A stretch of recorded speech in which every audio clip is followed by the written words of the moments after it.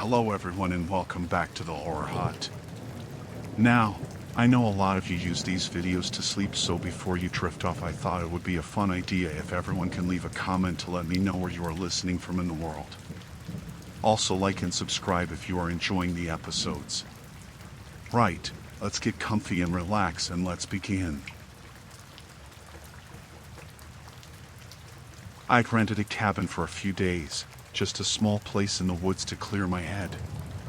Work had been rough, and I needed to get away. It was simple, a one-room cabin with a kitchen and a bed, right at the edge of a thick forest. The closest town was about a 30-minute drive, and I'd made sure to stock up on supplies so I wouldn't have to go anywhere. It was early October, and the leaves had all turned, so the place was beautiful and quiet, perfect for relaxing. The first night went by fine. I settled in, unpacked my things, made a quick dinner, and just watched the trees outside as the light faded. It felt peaceful, almost too quiet, but I liked it. By the second day, I was already feeling like I'd made the right choice. I went for a walk, explored a bit of the forest near the cabin, and didn't see a single person. By the time evening came, I was just about ready to start a fire and relax for the night. Around dusk, I was sitting on the small porch at the front of the cabin, just staring out into the trees. That's when I first saw him. He was standing a little ways back, maybe 40 feet from the cabin, right on the edge of where the trees started to get thick. I almost didn't notice him at first. He blended in, wearing a dark jacket and a baseball cap. He wasn't moving, just standing there, facing the cabin. At first, I thought he was maybe a hunter who'd lost his way or some hiker who'd come too far out. I stood up and gave him a small wave, just to be friendly, and he waved back. He didn't come any closer, though, and I started to feel a little uncomfortable. I couldn't make out his face from that distance, but he was definitely watching me. I asked if he was all right, if he needed directions, but he didn't respond. He just kept standing there, looking. I went back inside, locking the door behind me. I tried to brush it off, telling myself it was nothing. People got lost in the woods all the time, right? I told myself he'd probably just wandered too far and was trying to figure out his way back. After a while, I went to the kitchen to start making dinner, trying to push the whole thing out of my mind. But later, when I went to check if he was still there, I didn't see him anywhere. I figured he'd moved on, that he'd found his way. Still, I kept the doors locked at night, just in case. It was too quiet out there, and something about the way he'd been watching the cabin just stuck with me. I kept checking the windows every now and then, half expecting to see him standing out there again. But he was gone. The next day was cloudy and colder, the kind of day that feels heavy. I went for a shorter walk, mostly just staying close to the cabin. I couldn't shake the feeling that something was off, and every little sound in the woods seemed louder than it should have been.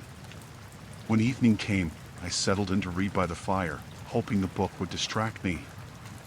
I must have been reading for an hour or so when I heard something outside. It was soft at first, just a shuffling sound, like footsteps moving slowly through leaves.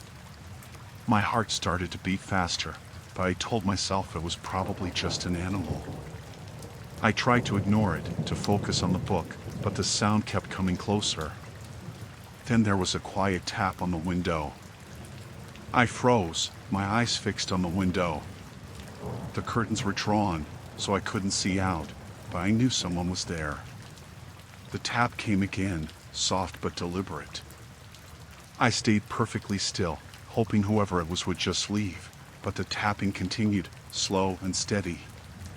Finally, I got up and moved toward the window, making as little noise as I could.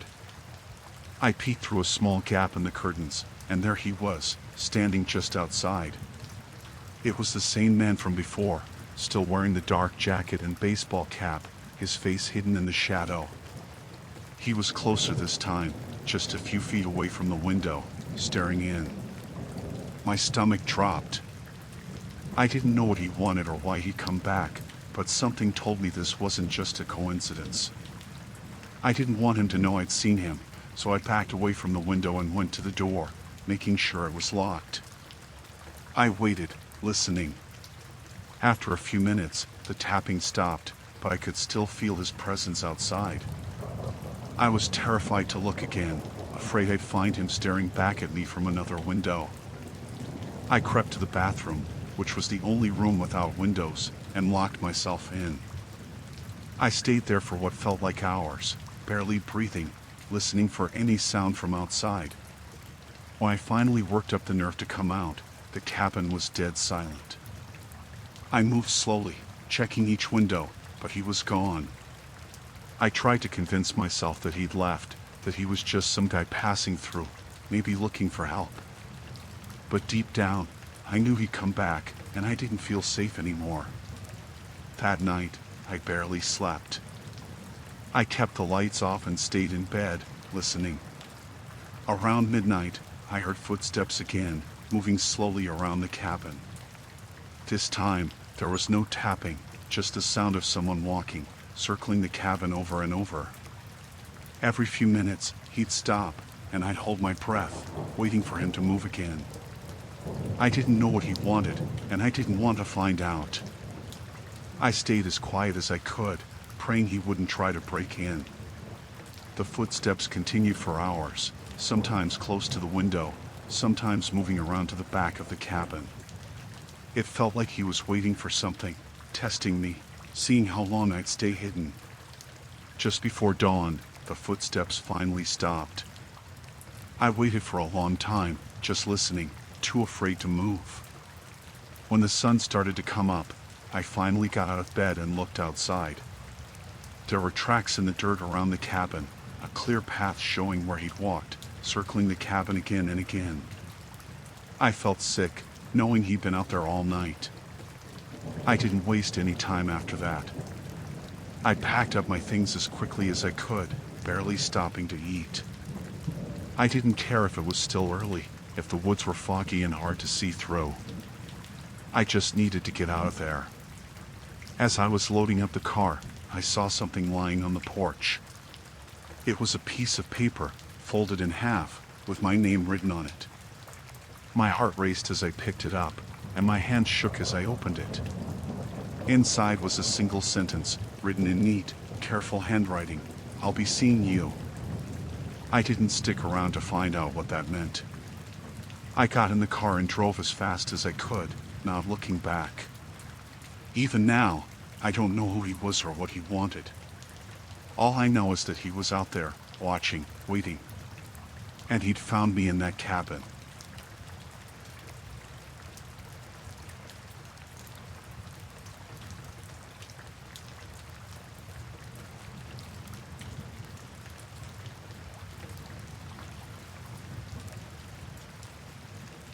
I was out camping by myself, something I'd done a few times before, but this time it was different.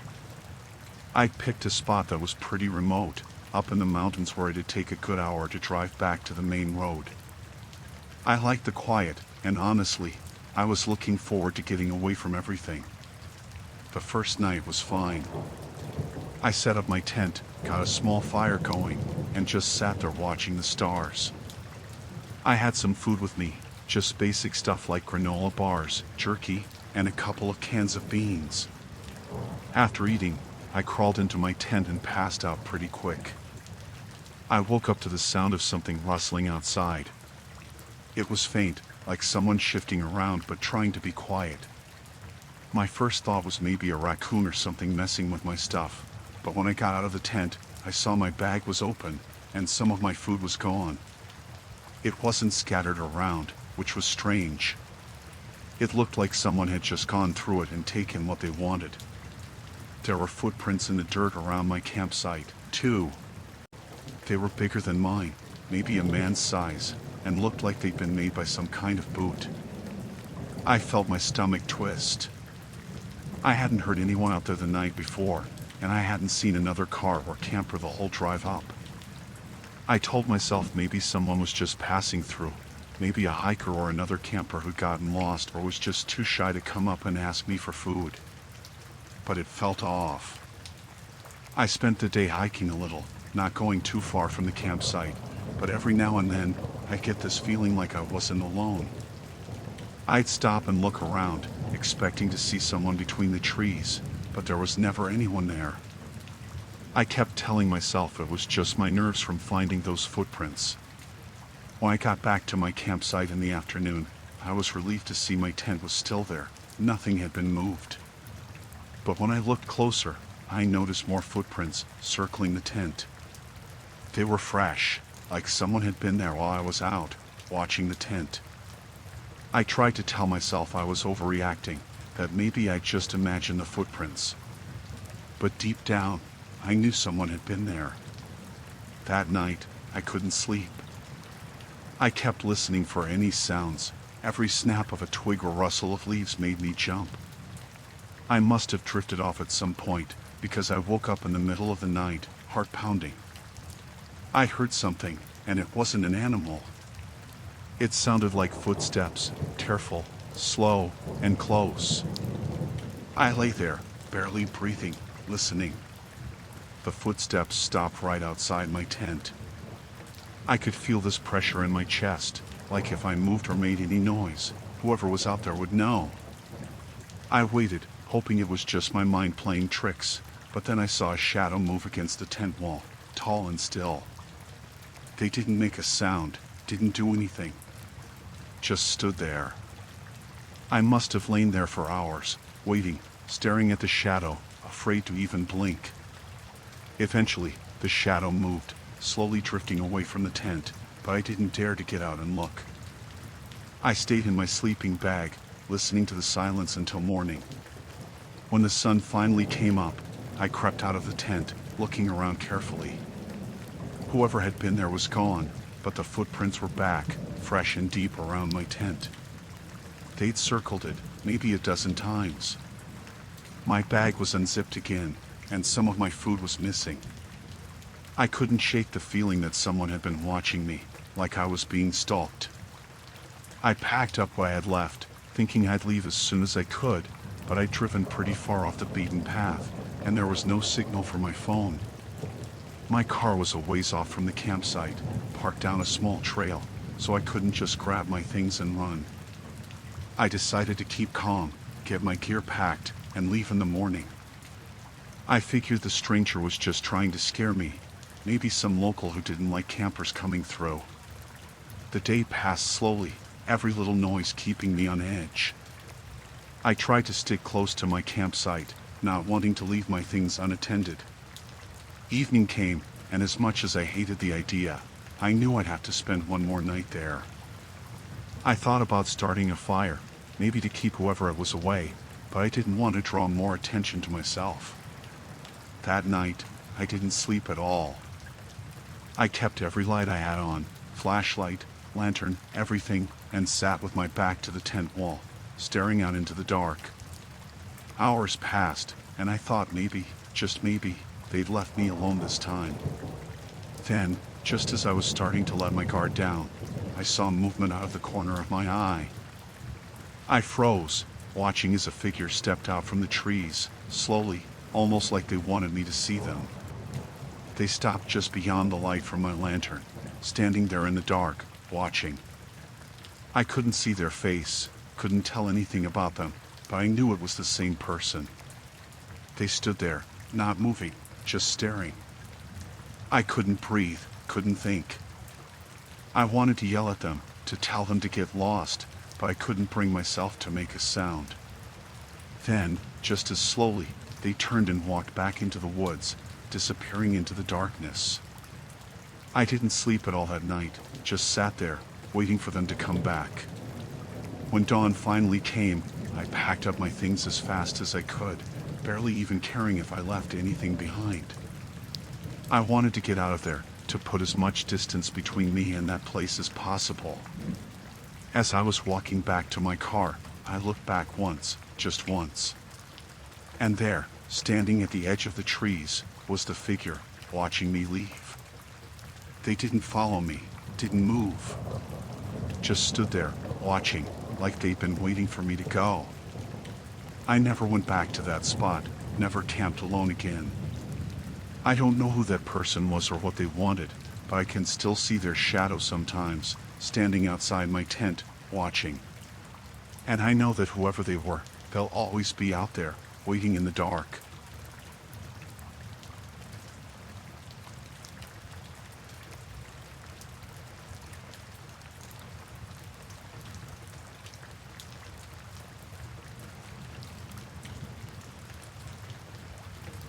I was up in the mountains by myself, just exploring like I sometimes do on weekends. I came across this old fire tower, kind of hidden along a path off the main trail. It looked a bit run down but still stable, and I thought it would be a good spot to get some photos, maybe even get a view of the whole valley below. So I decided to climb up.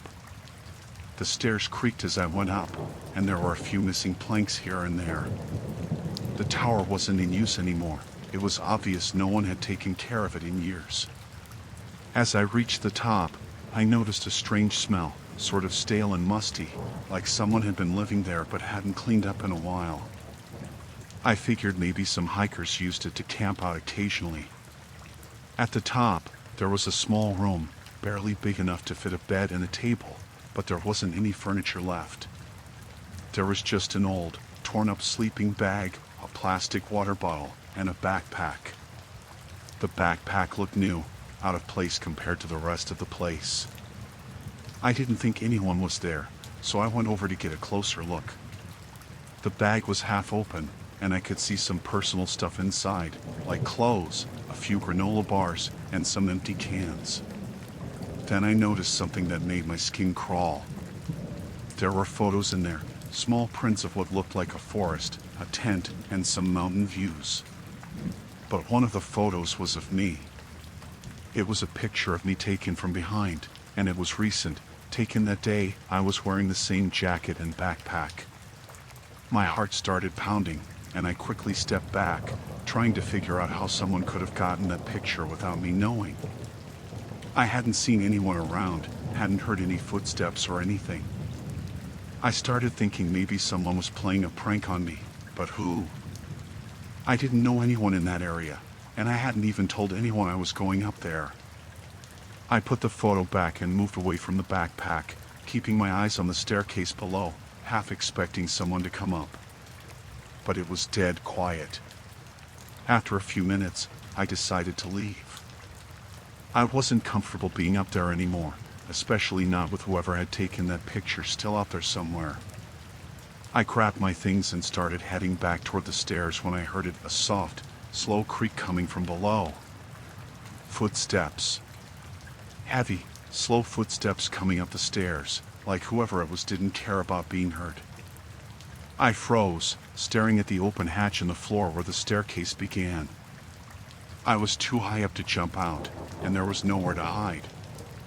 I could only wait, hoping maybe they'd turn back, maybe they'd just walk past. But the steps kept coming, closer and closer, one at a time. I backed away as far as I could, pressing myself against the far wall. I could feel my heart racing, and I was trying to keep quiet, but it was hard to breathe, let alone stay calm. Then I saw a hand reach up, gripping the edge of the floor, followed by another hand. Slowly, a man's head came into view. He looked rough, like he hadn't bathed in days, his hair matted, clothes wrinkled and dirty. His face was blank, not angry or smiling, just empty, like he wasn't even aware of what he was doing. His eyes looked right at me, as if he'd known I was up there all along. He didn't say anything, didn't ask who I was or what I was doing there. He just kept coming up, pulling himself into the room. I backed up as far as I could, but I was trapped against the wall with no way to get around him. He took a few steps forward, blocking the only exit. I don't know what came over me, but I started talking, trying to sound calm. I told him I'd just found the place by accident, that I'd leave and wouldn't come back. But he just stood there, staring at me with that same blank expression. Then he reached into his pocket and pulled out something small and shiny, a pocket knife. It was old and rusty, but he held it like he knew how to use it. I could barely breathe. I kept talking, telling him I didn't mean to intrude, that I'd go right away. But he didn't react, didn't even blink. He just took a step closer, gripping the knife in his hand. I was out of options. I tried to move sideways, just enough to see if I could slip past him, but he shifted, blocking my path. I felt my back press against the wall, and in that moment, I knew I had to do something. I grabbed the nearest thing I could find, a small, broken piece of wood lying on the floor, and swung it at him, not hard enough to hurt him, just enough to push him back. He stumbled for a moment, looking almost surprised, but his grip on the knife tightened. Without thinking, I bolted past him, shoving him aside as hard as I could. I didn't look back, I just ran. I stumbled down the stairs, nearly tripping over the gaps in the planks, but I didn't stop. I could hear him behind me, his footsteps pounding down the stairs as he followed, but I kept going, barely able to see where I was going. When I finally reached the ground, I didn't even stop to catch my breath. I just ran, sprinting down the path, not caring about the direction, just trying to put as much distance between me and that tower as possible. I didn't stop until I couldn't hear his footsteps anymore, until I was sure I was alone. I didn't look back at the tower, didn't check to see if he was still there. I just kept running until I finally reached my car. I locked the doors, started the engine, and drove as fast as I could, my hands shaking the whole way down the mountain. I don't know who he was or what he wanted, but I've never felt fear like that in my life. That empty look in his eyes, the way he followed me up those stairs, like he'd been waiting for me, it's burned into my memory. I haven't gone back to that area since, and I don't think I ever will. I still wonder if he's out there, hiding in that old tower, waiting for the next person to wander by.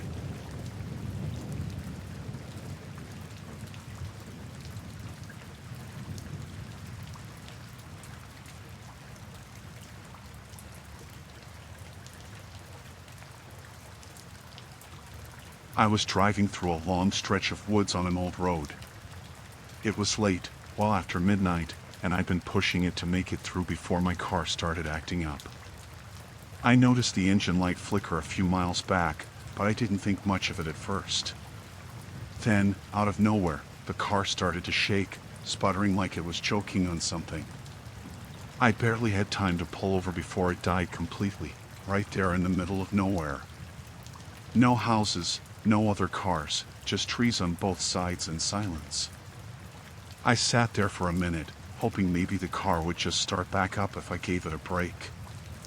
But when I turned the key again, nothing but a click. I was stuck. I thought about my options.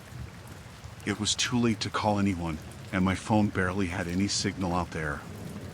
The map app wouldn't load, but I figured if I followed the road back, it would eventually lead me somewhere with a signal, or at least somewhere I could find a payphone.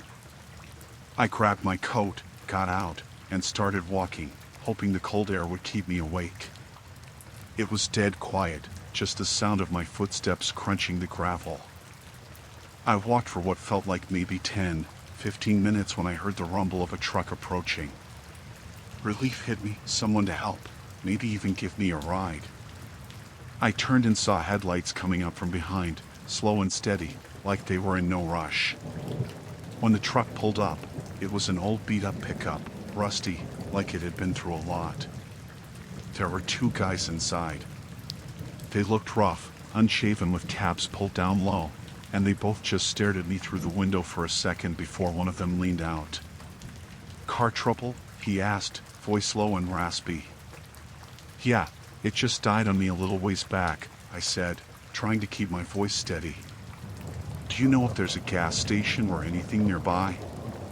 They looked at each other, smirking a bit, like I'd just said something funny. Then the driver turned back to me, grinning, his teeth yellow in the headlights. "Ain't much of anything out here," he said. I tried to laugh it off, but something about the way they were staring made my skin crawl. I couldn't tell if they were just messing with me or if there was something more to it. The guy in the passenger seat leaned out, sizing me up like he was trying to decide something. "You sure you're gonna be alright out here?" he asked, almost like he was mocking me. I nodded, trying to brush it off, told them I'd be fine, and they eventually drove off, laughing as they pulled away. I was just glad they were gone. I kept walking, hoping they wouldn't come back, but about 5 minutes later, I heard that rumble again. I turned, and sure enough, there they were, coming up slowly from behind, like they'd just been waiting down the road. The truck stopped, and the driver leaned out again, watching me with that same smirk. "You sure you're all right?" he asked, as if he hadn't already asked me that once. "I'm good," I said, feeling my chest tighten. "Thanks, though." The passenger chuckled, looking me up and down. "You lost or something? Not many folks out here at this hour." I forced a smile, hoping they'd just get bored and leave. "No, just had car trouble." "Thanks for checking." They stared at me for another few seconds, not moving, just watching me with those strange, fixed looks. Finally, they drove off again, a little faster this time, the engine roaring as they disappeared down the road. I took a deep breath, told myself it was fine, and kept walking. But a few minutes later, I heard it again, the same rumbling engine. The truck slowed down as it came up behind me, crawling along, headlights lighting up the road in front of me. This time, they didn't say anything, just kept the truck idling there, matching my pace as I walked. I stopped, and they stopped. I didn't look back, but I could feel their eyes on me, watching. Every nerve in my body was telling me to keep moving, to not look at them, not give them a reason. I picked up my pace, hoping they'd take the hint, but they just kept following, inching along, watching. After what felt like forever, the driver leaned out again. "Need a ride?" he asked, voice almost too friendly. "No, thanks," I said, not turning around. "You sure?" he pushed, sounding amused. "Wouldn't want anything happening to you out here all alone." I swallowed hard, trying to keep my breathing steady. "I'm good. I'll manage." He snickered, and the truck finally pulled forward, leaving me in the dark again. I thought maybe they were gone for good this time, that they finally had their fun. But a few minutes later, there they were again, headlights blinding me from behind, that same slow crawl as they kept up with me. They didn't say anything this time. They just followed, inch by inch, as I walked faster and faster, my heart pounding. I didn't know what they wanted, didn't know what they were waiting for. All I knew was that I needed to get away from them, but there was nowhere to go, just an endless road and trees on either side. The truck finally sped up, passing me, but just a few yards ahead, it stopped, blocking the road. I stopped too, trying to figure out if I should turn back, maybe run into the woods. But before I could decide, the passenger got out, just standing there, watching me with that same blank look. "Where you headed?" he asked, voice low. "Just trying to get to the nearest town," I said, keeping my distance. He took a step toward me, smiling that same smile. "It's a long walk," he said. "You sure you don't want a ride?" I shook my head, backing up a little. He kept coming, slow and steady, like he was just toying with me. Behind him, I saw the driver watching from the truck, grinning, enjoying every second. I had to do something, anything to get away. I turned and bolted into the woods, running as fast as I could, branches snapping underfoot. I heard them laughing behind me, and then the sound of footsteps as they came after me, crunching through the leaves. I didn't look back, just kept running, heart pounding, lungs burning. I stumbled over roots and rocks, pushing through bushes, not caring where I was going, just trying to put distance between me and them. The footsteps faded after a while, but I didn't stop. I ran until my legs gave out, collapsing behind a tree, gasping for air. I stayed there, hidden, listening for any sign of him, any hint of voices or footsteps. but all I heard was silence. I don't know how long I stayed there, crouched behind that tree, too scared to move.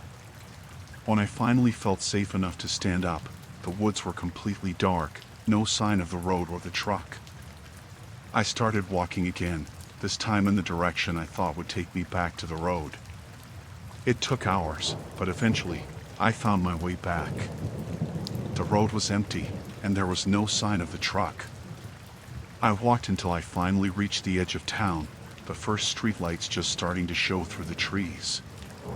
I never saw those men again, never found out what they wanted. I still don't know if they were just messing with me or if it was something worse. But I'll never forget those blank stares, the way they watched me, like they were waiting for something. Since that night, I haven't taken any more late-night drives through the woods. I don't think I ever will again.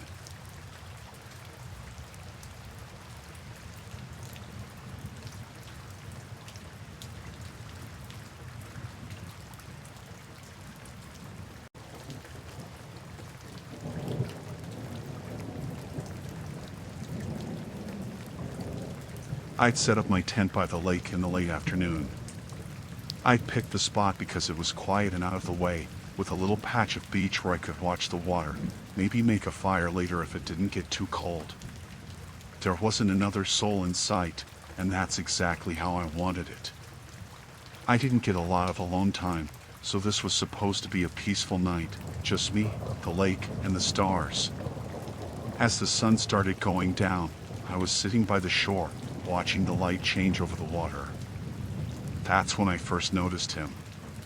He was on the far side of the lake, just standing there, looking in my direction. I couldn't make out any details from that distance, but he was tall, wearing something dark.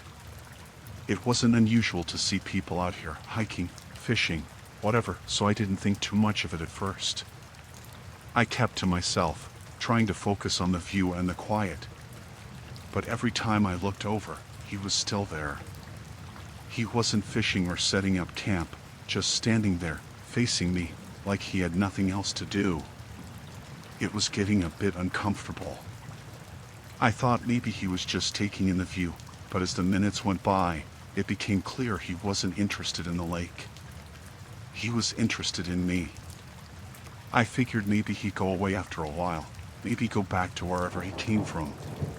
But as the sun dipped lower, he still hadn't moved. I started feeling uneasy, and that calm feeling I'd had all day was gone. My mind started racing, telling myself maybe he was just lost, or just weird. Maybe he wasn't even looking at me, and I was making it all up. Eventually, I decided to ignore him, turned my back to the lake, and focused on setting up my fire.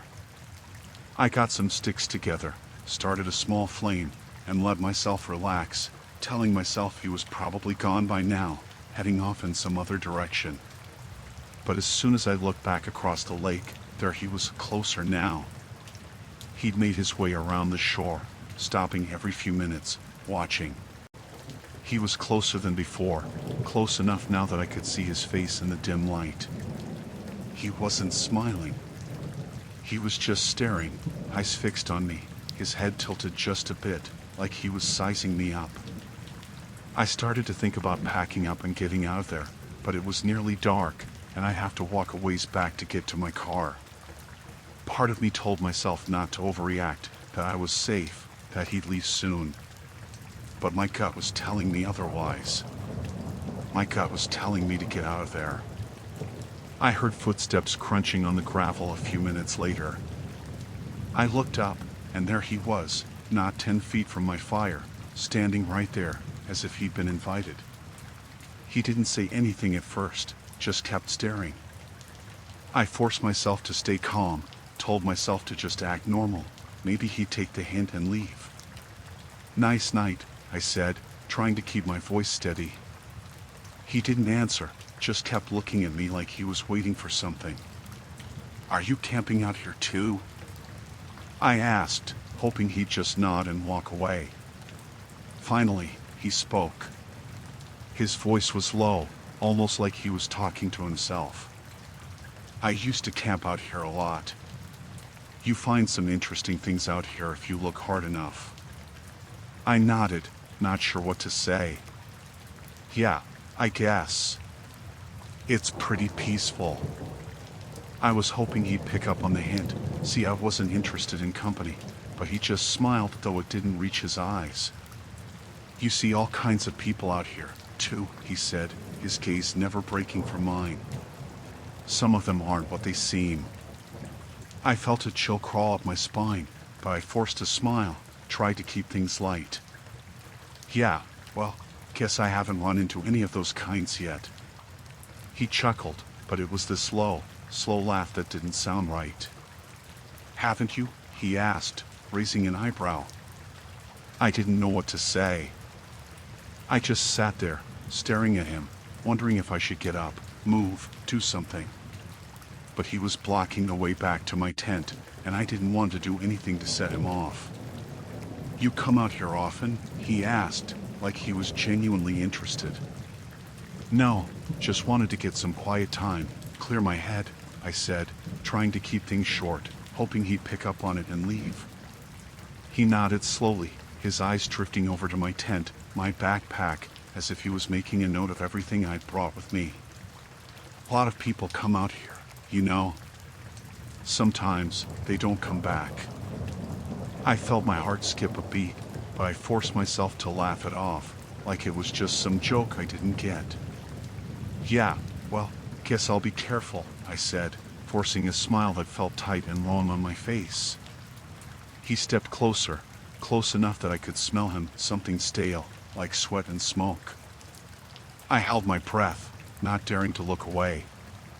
He leaned down a bit, just enough so that his face was at my level, and his voice dropped to a whisper. Some people don't know when to leave, he said, eyes locked onto mine. Some people stay too long, thinking they're safe, thinking nothing's going to happen. But that's when things go wrong. I could feel my pulse pounding in my ears. I tried to keep my face calm, keep my breathing steady, but every instinct was screaming at me to run, to get away from this man as fast as I could. You look nervous, he said, his tone almost mocking. Are you nervous? I forced myself to shake my head, but I could tell he didn't believe me. He stepped even closer, just a foot away now, and I could see every detail of his face in the firelight, the way his lips curled up in that unsettling grin. I think I'll camp here tonight, he said, finally stepping back, his gaze still on me as he turned to the water. He crouched down, staring out over the lake, humming to himself in a way that sent chills down my spine. I didn't say anything, didn't move. I just sat there, hoping he'd get bored, hoping he'd go away. But he didn't. He stayed there, watching the water, every now and then glancing back at me with that strange smile. After a while, he started talking again, telling me stories about people he'd met out here, people who he said had left something behind. The way he said it, I didn't think he was talking about things, though. I felt like he was talking about something else, something darker. I didn't know how to get him to leave. I tried everything, tried to ignore him, tried to pretend I was tired, that I was going to bed. But every time I moved, he moved too, keeping just close enough to make it clear he wasn't going anywhere. Finally, I couldn't take it anymore. I told him I was packing up and leaving, that I'd changed my mind, that I wasn't staying the night after all. He watched me, smiling that strange, knowing smile. I don't think that's a good idea, he said, his voice low. It's not safe out there, you know. You might get lost. But I didn't listen. I grabbed my things as fast as I could, stuffing them into my bag, my hands shaking. He didn't try to stop me, just watched, almost like he was waiting to see what I'd do. I walked away, my heart pounding, trying not to look back. I could feel his eyes on me the whole way, felt his presence behind me, watching, following. I picked up my pace, nearly running, desperate to put as much distance as I could between me and him. When I reached the main trail, I finally glanced back. He was still standing there, just watching, his silhouette against the water, his face hidden in shadow. I didn't wait any longer. I ran the rest of the way, not stopping until I'd reached the safety of my car.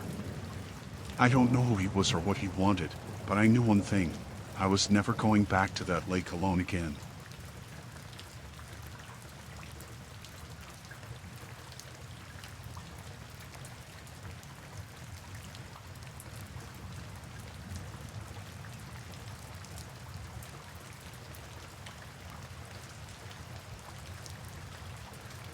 I was out in the woods later than I'd planned, but I tracked a buck that looked too good to pass up. The sun had already gone down, but the moon was enough to keep me from tripping over roots and branches, so I pressed on. There's a quiet out there in the woods at night, almost a kind of peace, and I was used to it. It's what I liked about hunting alone, actually. Just me in the night and whatever's out there. I was crouched near a tree, listening, trying to pick up any sounds. That's when I heard it, the faint sound of voices, not too far off. I figured it was some other hunters, though it seemed odd anyone would be out here this late. But I thought maybe they were camping, or maybe they'd had the same idea as me and stayed out past dark. I was going to ignore it and keep moving, but something about the tone of the voices caught my attention. They weren't talking normally. It sounded tense, almost like they were fighting. I got curious and decided to take a closer look. I knew these woods well enough to be quiet, to move without making much noise, so I crept over, getting close enough to hear what they were saying. There were two men. I couldn't see them yet, just hear them. One of them sounded angry, frustrated, and the other was talking low, trying to calm him down. "You didn't have to do that," the calmer one said, his voice barely above a whisper. "I told you, I didn't have a choice," the angry one shot back. "We wouldn't be in this mess if you just kept your mouth shut."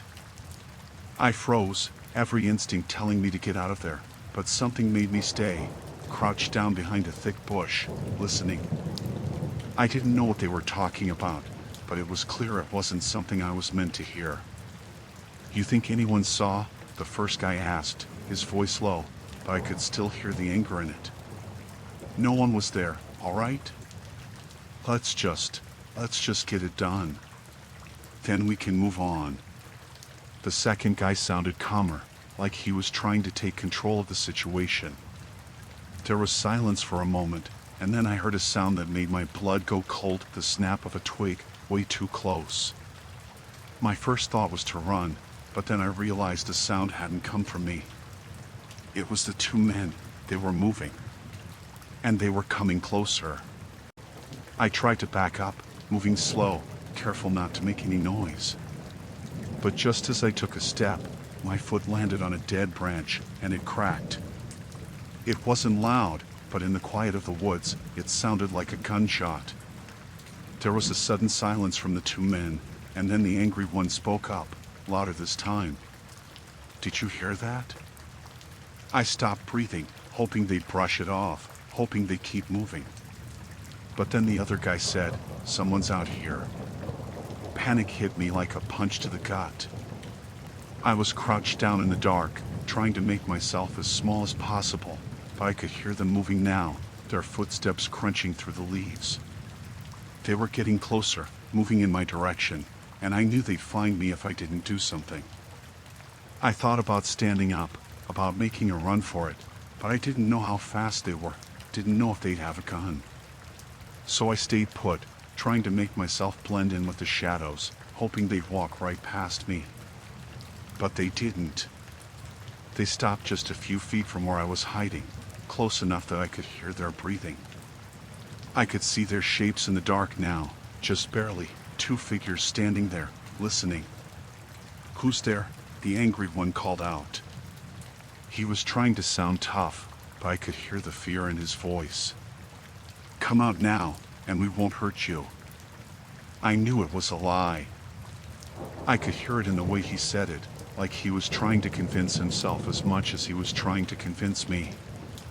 I didn't move, didn't breathe, just stayed still, hoping they'd get tired and leave. But then the other guy spoke up, his voice low and cold. "We know you're here. If you come out now, we won't have to make this worse for you." That was all I needed to hear. I knew they weren't going to leave until they found me, and if they found me, I had no idea what they'd do. I shifted, trying to inch away, but the angry one must have heard me. "There," he shouted, and before I knew it, he was charging toward me, crashing through the underbrush like he didn't care about making noise anymore. I bolted, taking off through the trees, my heart pounding so loud I could barely hear anything else. I didn't know where I was going, just knew I had to get away from them. I could hear their footsteps behind me, the angry one cursing, the other one telling him to keep quiet, but they didn't stop. I don't know how long I ran. My legs were burning, my lungs felt like they were on fire, but I didn't stop. I couldn't stop, not with them right behind me, crashing through the trees, getting closer every second. Finally, I saw a break in the trees up ahead, a clearing, moonlight spilling over the grass. I knew it was risky, stepping out into the open, but I didn't have a choice. I sprinted toward it, hoping they'd lose me in the dark, hoping they'd give up. But as soon as I stepped into the clearing, I realized my mistake. There was no cover, nowhere to hide. I was out in the open, exposed, and I could hear them closing in behind me. I turned, saw their shapes emerging from the trees, and I knew I had seconds, maybe less. I spotted a fallen log near the edge of the clearing and threw myself behind it, pressing myself flat against the ground, trying to blend in with the shadows. They stumbled into the clearing a moment later, the angry one breathing hard, his eyes scanning the area. The other guy was quieter, his gaze sharp, like he was taking in every detail. "Where'd he go?" the angry one demanded, his voice panicked. "You said you saw him." "I did," the other one replied, his voice cold. "He's close. Just keep looking." They started moving around the clearing, their flashlights cutting through the dark, the beams sweeping over the grass, getting closer to where I was hiding. I held my breath, pressing myself as flat as I could, hoping they wouldn't see me. Then, the flashlight beam swept over the log, and for a second, I thought they'd missed me. But then the light swung back, and I knew they'd spotted me. "There," the angry one shouted, and he lunged toward me. I scrambled to my feet, stumbling as I tried to run, but he was faster, his hand grabbing my arm, yanking me back. I twisted, trying to break free, but his grip was like iron. "Let go!" I shouted, panic making my voice shake. The other guy stepped forward, his expression calm, almost bored. "We told you to come out," he said, his tone cold. "Now we have to make sure you don't talk." I didn't know what he meant by that, but I knew it wasn't good. I struggled, kicking and thrashing, and somehow managed to pull free, stumbling backward. The angry one lunged at me again, but I ducked, dodging him, and took off running, not looking back. I don't know how I made it out of those woods. I just ran, pushing through branches, tripping over roots, my lungs burning, my heart pounding. I didn't stop until I could see the lights of a road up ahead, until I knew I was far enough away that they couldn't catch me. When I finally made it back to my truck, I didn't waste a second. I jumped in, locked the doors, and drove, not stopping until I was miles away, safe. I don't know who they were, or what they were doing out there, but I know one thing: I'm never going back to those woods again.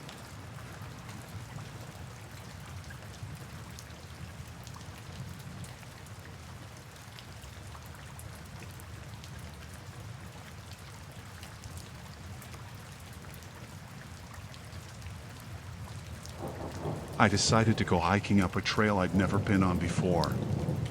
It was about 2 hours from my place, tucked in this quiet forest, and I'd read online that it had a great view at the top. I got there later than I planned, and by the time I was parked and ready to go, it was already early evening. But I figured I had time to reach the summit, get a few pictures, and make it back down before dark. The trail was pretty straightforward, winding through the trees with enough markers to keep me on track. After about a half hour, I noticed a small pile of rocks near the edge of the path. They were stacked, one on top of the other, in a sort of pattern. 3 stones at the bottom, 2 in the middle, 1 on top. It caught my eye because it looked too precise to be random. I thought maybe it was a marker someone left behind, so I brushed it off and kept moving. About 15 minutes later, I saw another stack, almost identical. Same shape, same number of stones, just off to the side of the path. I looked around, didn't see anyone, so I figured it was just a coincidence or maybe even some sort of trail marker I wasn't familiar with. But it still felt off.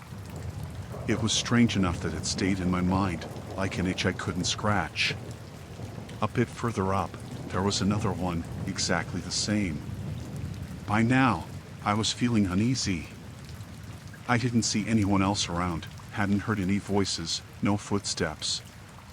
Just these strange, careful piles of rocks that seemed to be spaced out along the trail I was taking. The sun was sinking lower by now, casting long shadows through the trees, and everything felt a little darker, quieter. I pushed on, telling myself I was being paranoid. After all, it was just rocks. People do weird things in the woods, right?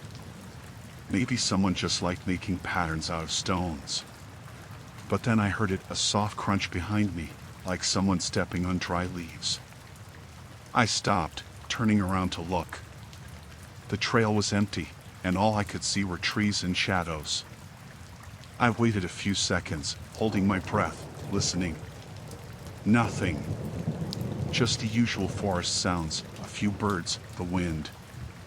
I shook it off and kept going, but my heart was beating faster now.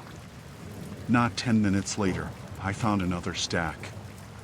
This one was closer to the middle of the trail, right in my path.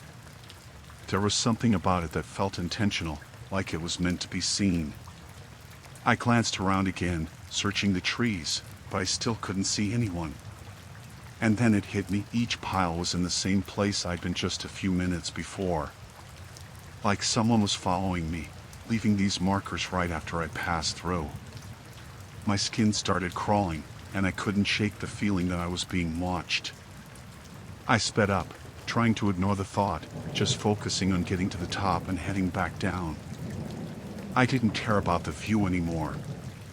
I just wanted to get this over with and leave. But as I rounded a corner, there was another pile, this time bigger, with more stones, arranged in a weird, almost spiral shape. And I was sure, absolutely sure, that it hadn't been there before. I felt trapped, like I was walking into something I didn't understand, something I couldn't see. I tried to shake the thought, but it was like every instinct I had was screaming at me to turn around, to get out. I kept moving, faster now, practically jogging, trying to put as much distance between me and those stone markers as I could. I didn't care about being quiet anymore. All I wanted was to get back to my car. But the further I went, the more paranoid I got. I kept hearing these tiny noises, a branch snapping, leaves rustling. Every time, I'd stop and look, but no one was there. Then, out of nowhere, I spotted something through the trees, a figure, standing still, watching me. It was far enough away that I couldn't make out details, just the shape of a person half hidden in the shadows. They didn't move, didn't try to hide. They were just standing there. I felt a jolt of fear and turned back to the trail, moving faster, hoping I could lose them. But as I kept going, I started noticing more of those rock piles. They were closer together now, each one bigger than the last, almost like they were meant to guide me somewhere. I didn't want to look behind me again, didn't want to see if that person was still there. I just focused on the trail, putting one foot in front of the other, breathing hard, trying to ignore the feeling that I was being watched. After what felt like forever, I finally saw the trailhead up ahead. Relief washed over me, and I broke into a full sprint, my only thought to get to my car and leave. But as I reached the end of the trail, There was one last pile of rocks, right in the center of the path. This one was huge, with stones stacked in a spiral, just like the one I'd seen before. And on top of it, balanced carefully, was a single, shiny coin. I didn't stop to look, didn't think. I just ran past it, my only goal to get to my car. I burst out of the trail, stumbled to my car, and yanked the door open, practically throwing myself inside. I locked the doors, started the engine, and didn't even look back as I pulled out, my hands shaking on the wheel. As I drove away, I kept checking the rearview mirror, half expecting to see that figure standing at the edge of the trees, watching me leave. But there was nothing. Just the empty trail disappearing behind me. I don't know who was out there, or why they were following me, leaving those piles of rocks. But one thing is for sure, I'll never go hiking alone again.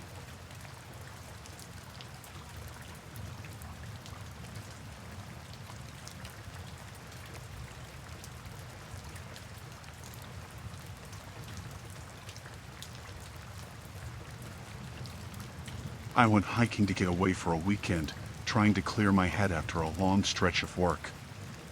I'd found this trail that was supposed to be quiet, not many people around. Just forest for miles. When I got there, it was exactly what I wanted, trees stretched out in every direction, and the only sound was the wind and birds. I didn't see another car at the trailhead, which meant I had the place to myself.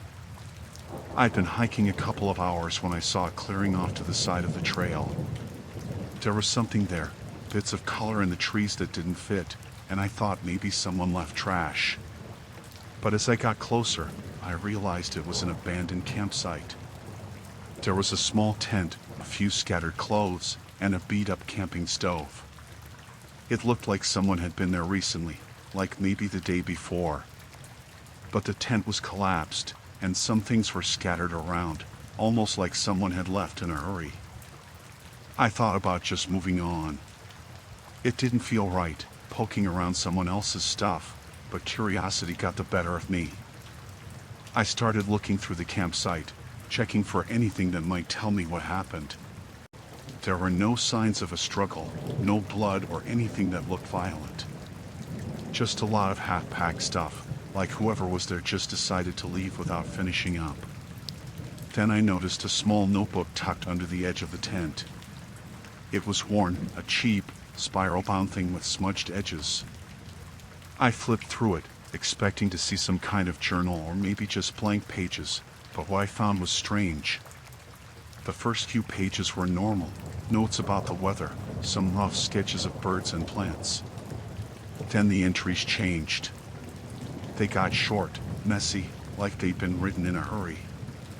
One of them said, "Saw them again today.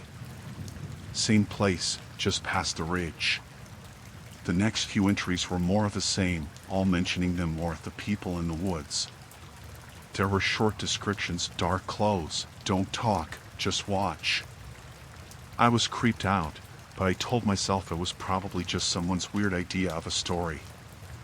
Maybe they were writing a horror thing while they camped alone. Still, something about the way it was written felt real, like whoever wrote it was genuinely scared. I put the notebook back and decided I'd seen enough. I left the campsite and got back on the trail, but I couldn't shake the feeling that something was wrong. The forest seemed too quiet, like everything was holding its breath. I started walking faster, keeping my eyes on the path, trying to ignore how tense I felt. After a while, I heard voices. They were faint, coming from somewhere off the trail, hidden by trees. I stopped, thinking maybe it was other hikers, and I was overreacting. But as I listened, the voices didn't sound right. I couldn't make out words, just a slow murmur that kept rising and falling. And they didn't move. Usually, if it's hikers, the voices get louder or fade away as they walk. But these stayed in the same spot, constant, like they were waiting. I decided to ignore it, telling myself it was nothing. Just my mind playing tricks after seeing that notebook. But as I kept walking, the voices followed. I'd move a few steps, and they'd be there, just close enough to hear but never clear. I picked up my pace, trying to put distance between me and whatever was back there. Then I heard footsteps, slow and heavy, coming up behind me. I didn't turn around. I just kept moving, trying to keep calm, telling myself it was all in my head. But the footsteps got closer, until I could practically feel someone behind me. Finally, I couldn't take it anymore, and I turned around. There was no one there. The path was empty. I stood there for a moment, feeling stupid and shaky, before I started walking again. But this time, I moved faster, practically jogging, just wanting to get back to the car. I was tired, my mind was racing, and I kept looking over my shoulder every few seconds. After a while, I noticed something strange. The trees didn't look right. They were all wrong, twisted in a way that didn't make sense. It was like I'd taken a wrong turn, but I'd been following the trail markers the whole time. Then I saw something up ahead, just off the path, a figure, standing in the trees, half hidden by shadows. He was tall, wearing dark clothes, just like in the notebook. He didn't move, didn't say anything. He just stood there, watching me. I froze, my mind racing. All I could think about was that notebook, the mention of the people in the woods. I backed up slowly, keeping my eyes on him, not daring to look away. Then I turned and ran. I didn't care about the path anymore. I just sprinted through the trees, dodging branches, barely paying attention to where I was going. I could hear him behind me, footsteps crashing through the underbrush, closer and closer. I didn't look back. I just ran, hoping I'd find my way out, hoping I'd reach the road. Eventually, I saw a break in the trees up ahead, a small clearing with a narrow path leading through it. I bolted for it, feeling like my lungs were about to burst, my legs ready to give out.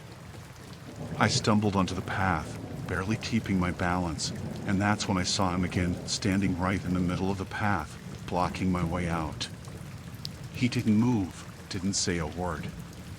He just stood there, staring at me with this cold, empty expression. I took a step back, and he took a step forward. I could hear other footsteps now, more people moving through the trees, closing in from all sides. I was trapped, and I knew it. I tried to think, tried to figure out a way to escape, but all I could do was stand there, my heart pounding, feeling more terrified than I'd ever felt in my life. Then, for some reason, he stopped. He looked at me for a long moment, like he was considering something. Then he turned and walked away, disappearing into the trees without a sound. The footsteps faded, and I was left standing there, alone and shaking. I didn't wait. I took off down the path, running as fast as I could, not stopping until I reached my car. I don't remember much of the drive home. All I know is that I kept looking in the rearview mirror, half expecting to see him there, watching me from the shadows. I still think about that notebook, those strange notes about the people in the woods. Whoever wrote it. I don't think they left that campsite by choice. And whoever was out there that day, they let me go. But I don't know why.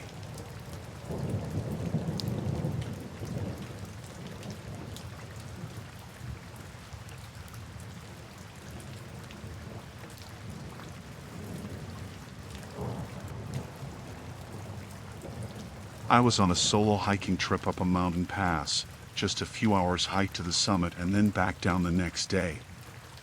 I planned everything carefully, extra water, food, a map, and a tent in case I needed to camp. It was supposed to be straightforward, nothing dangerous. I'd done a lot of hikes alone before, and I liked the quiet. Being out in the mountains made me feel calm, cleared my head. It was late afternoon when I met them. I was halfway up, just reaching the tree line, and the air was getting cooler. That's when I saw an older couple coming down the trail toward me. They looked like they were in their 60s or maybe early 70s, wearing proper hiking gear, boots, layers, the whole bit. The man waved as they got closer, and I gave a small wave back, not thinking much of it. As they got close, the woman smiled at me, a friendly kind of smile, and asked if I was hiking alone. I said I was, and she nodded, saying she'd done the same plenty of times when she was younger. They introduced themselves, Tom and Margaret, and we made a bit of small talk. I was ready to keep moving, just being polite, but they seemed interested in chatting.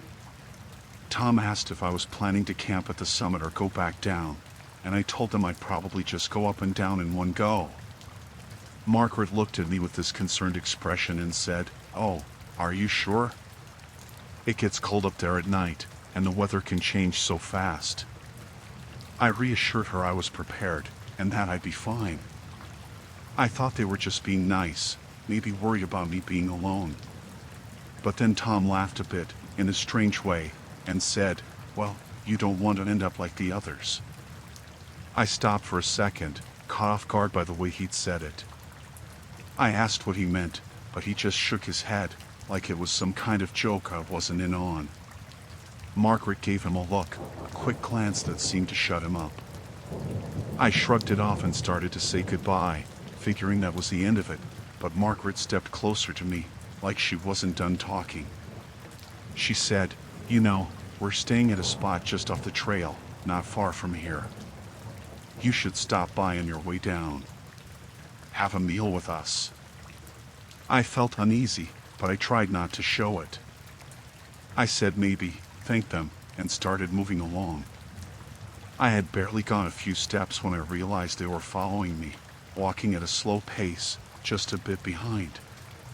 It didn't feel right. Something about them, about the way they'd looked at me, it wasn't just friendly. I sped up a little, putting some distance between us, but every time I glanced back, they were there, walking just close enough that I could hear their footsteps crunching on the path. It felt like they were waiting for something, keeping me in their line of sight. I kept telling myself I was just being paranoid, that they were just being friendly in an awkward way, but I couldn't shake the feeling. After a while, I stopped, pretending to adjust my pack, just to see if they'd pass me and keep going. But when I turned around, they were stopped too, both of them just standing there, not doing anything, just watching me. I forced myself to smile, hoping maybe they'd get the hint, but they didn't move. Tom called out, "Still coming down this way later, aren't you?" I mumbled something like maybe and kept walking. I picked up my pace, pushing myself harder than I'd planned. The summit didn't feel important anymore. I just wanted to get far enough ahead to lose them. But even as I hurried, I could feel the knot of dread growing in my stomach, like they were somehow still keeping up. After what felt like forever, I made it to the summit. It was beautiful, just like I'd hoped, but I didn't feel safe enough to enjoy it. I wanted to rest, maybe take some photos, but I kept looking over my shoulder, expecting to see them coming up behind me. When I finally didn't, I figured they must have turned back. The idea of going down the same way, knowing they were somewhere on that trail, made me feel sick. But I didn't have much choice. The only other path down was rougher, longer. I decided to go down quickly, just get it over with. As I started down, I was trying to keep myself calm, focusing on my steps. But I was barely 20 minutes into the descent when I saw them. They were standing on the trail ahead of me, as if they'd been waiting. Tom was leaning on his hiking pole, smiling like we were old friends, while Margaret waved like it was some casual thing, like they hadn't just been waiting there in the middle of nowhere. I stopped, feeling trapped. Tom called out, "You're coming with us, right? We've got plenty of food, and it's not safe to go down alone." I didn't answer, just nodded slowly, not wanting to make them angry. I thought maybe if I played along, they'd leave me alone eventually. So I walked closer, keeping my distance but not turning back. Margaret smiled and said, "You're smart to stick with us. Not everyone out here is as friendly as we are." They started walking, one on either side of me, keeping pace like they were escorting me. I didn't say anything, just nodded when they spoke, tried to keep my face neutral. I was terrified, but I knew I couldn't let them see it. Every now and then, I'd glance at them, and they'd be looking at me in this strange, expectant way, like they were waiting for something. Then Tom said something that made my blood run cold. He said, "You must be exhausted from all those late nights studying. We know you've been working hard. It's why we wanted to make sure you got some rest." I froze. I hadn't told them anything about my life, let alone about studying. But they just kept walking, like what they'd said was completely normal. I forced a laugh, pretending like maybe I'd told them and forgotten, but they didn't laugh back. They just stared at me, with this look that was too intense, too knowing. Finally, we reached a small clearing with a tent set up, a fire pit, and a few scattered items, some blankets, a couple of bags, things that looked like they'd been there a while. Tom gestured for me to sit by the fire pit, and I lowered myself down slowly, every nerve on edge. I tried to think of a way to get out, some excuse, but nothing came to mind. They sat down across from me, staring with those same blank, unsettling expressions. Margaret pulled out a tin of food, handed it to me, but I shook my head, saying I wasn't hungry. Tom just laughed, that same weird laugh, and said, "You'll feel better after you eat. We'll all feel better." At that point, I knew I had to get out of there. I made some excuse, something about needing to use the bathroom, and stood up, walking toward the trees. As soon as I was out of sight, I took off, running as fast as I could back toward the trail. I didn't look back, didn't stop, just kept running, my heart pounding, lungs burning. I could hear them behind me after a while, their voices calling out, telling me to come back, that it wasn't safe. But I didn't stop. I kept running, the trail blurring around me, branches scratching my arms and face. Eventually, I made it back to the main trailhead, where my car was parked. I got in, locked the doors, and drove away as fast as I could. I still don't know how they knew about my studying, my life. I hadn't told them a thing, and there's no way they could have guessed it. Sometimes I wonder if they're out there, waiting, finding others like me, people hiking alone, knowing things they shouldn't. I'll never go back to that trail, never hike alone again.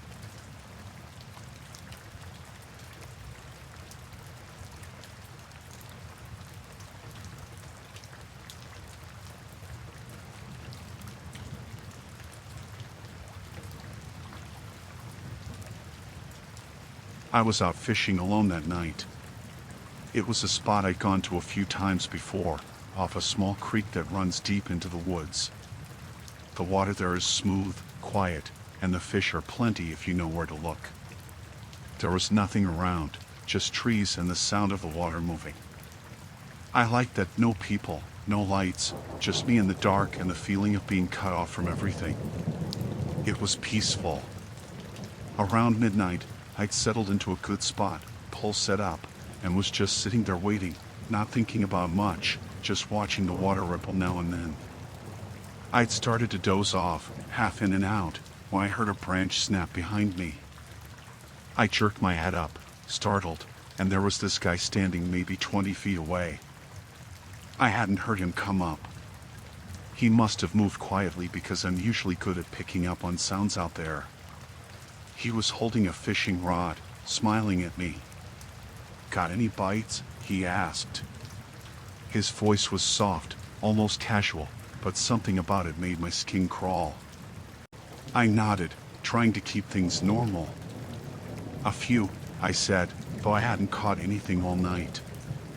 I wasn't about to start a conversation, I just wanted him to move along. But he didn't. He just stood there, staring at me with that smile, his eyes half hidden under his cap. "Good spot you got here," he said after a while, stepping closer.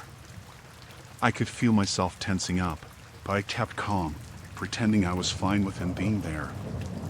I didn't like how he was watching me, though. It felt wrong, like he was sizing me up or something.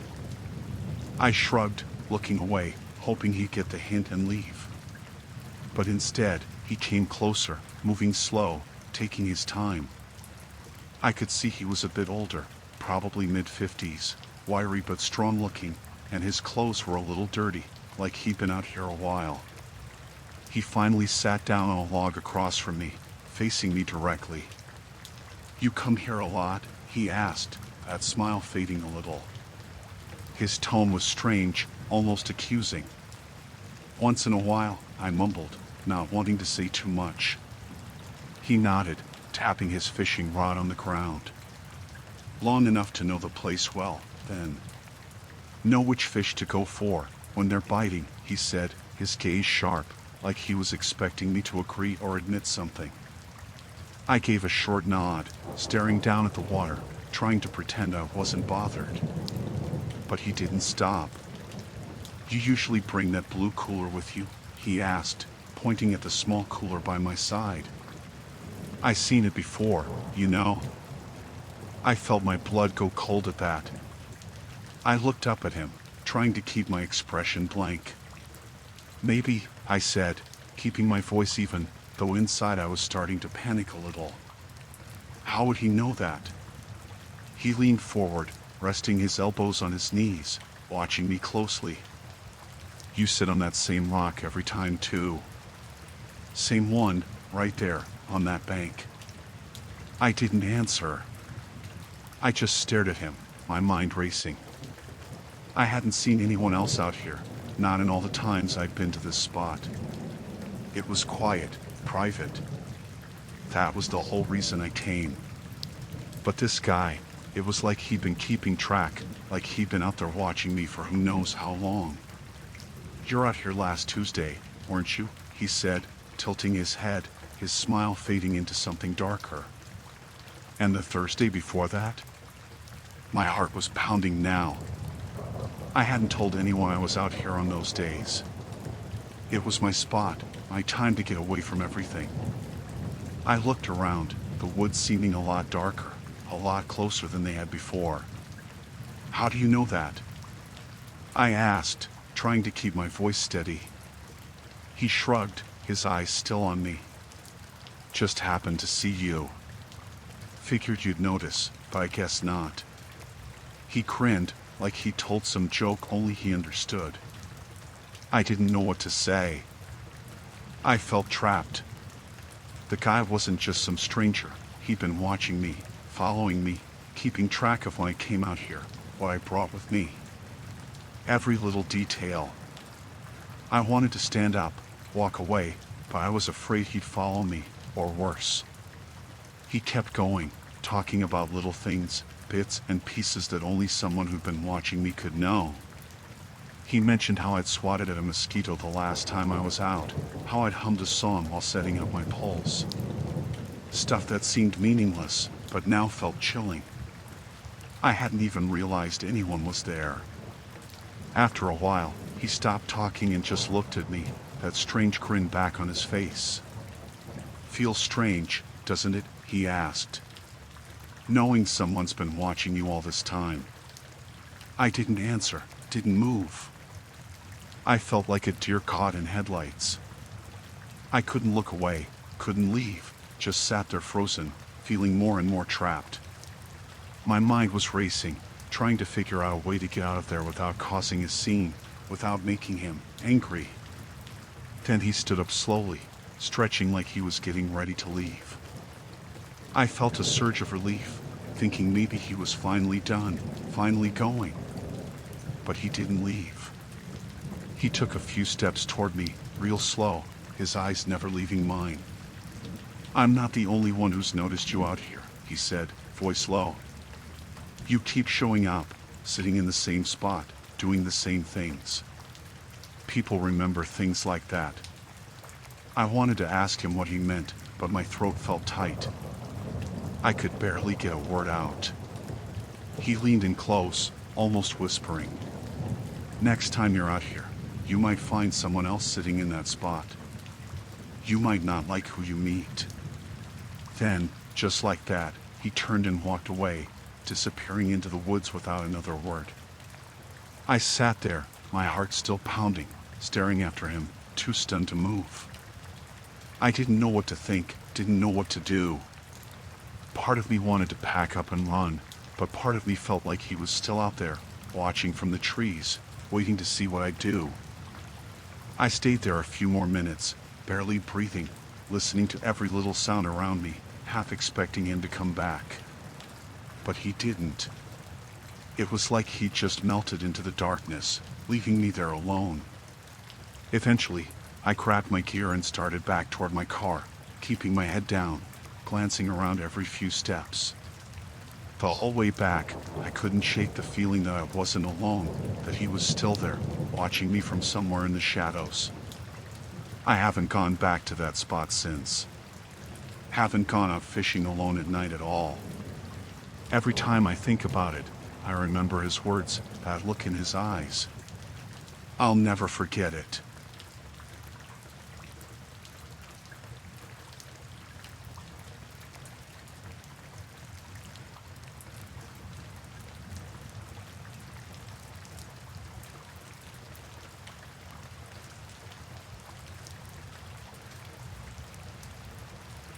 I went hiking alone up in the mountains last fall. It wasn't my first time, but it was definitely the first time I'd gone solo. I needed some space, some quiet. Work had been hectic, and I thought getting out there would help me clear my mind. I'd researched the trail before, made sure it was safe. It wasn't a busy route, but I'd be okay. At least, that's what I told myself. The sun was starting to set when I was about halfway through the trail. The light was getting that soft, golden quality, and the air had that chill to it that only comes at dusk. I had my pack on, moving at my own pace, enjoying the silence. My boots crunched on the gravel path, and I could hear the wind rustling the leaves in the trees above me. It was perfect until I saw them. A group of men up ahead, standing near a bend in the trail. I could tell they weren't hikers, not in the usual sense. They weren't wearing the right gear, and they were loud. They saw me coming before I had a chance to turn around and find a detour. One of them raised his hand in a lazy wave. "Hey, you lost?" he called out, his voice carrying through the trees. I stopped, unsure if I should even acknowledge them. I wasn't lost, but something about their tone made me hesitate. "No," I said. "Just hiking." They looked at each other, exchanged some smirks. The one who spoke first stepped closer. He had a scruffy beard, and his eyes were just a little too bright. "A girl out here all alone? You sure about that?" I didn't like the way he said it, but I forced a smile. "I'm fine," I said, stepping around them to keep moving. I didn't want to engage. They weren't my problem. But then, one of the others, a taller guy with a jacket that looked too heavy for the weather, called out again. "You ever thought about what happens to girls out here alone?" I could feel my heart rate pick up. That comment felt off, but I didn't want to show any fear. I tried to keep walking, but they started moving too, slowly at first, then picking up their pace as I did. Not much further until the dark sets in, one of them said, a grin spreading across his face. "Could be dangerous out here. You sure you're not lost?" I didn't respond this time.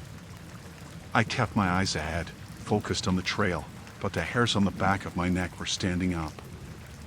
I could hear them behind me now, their voices low but constant.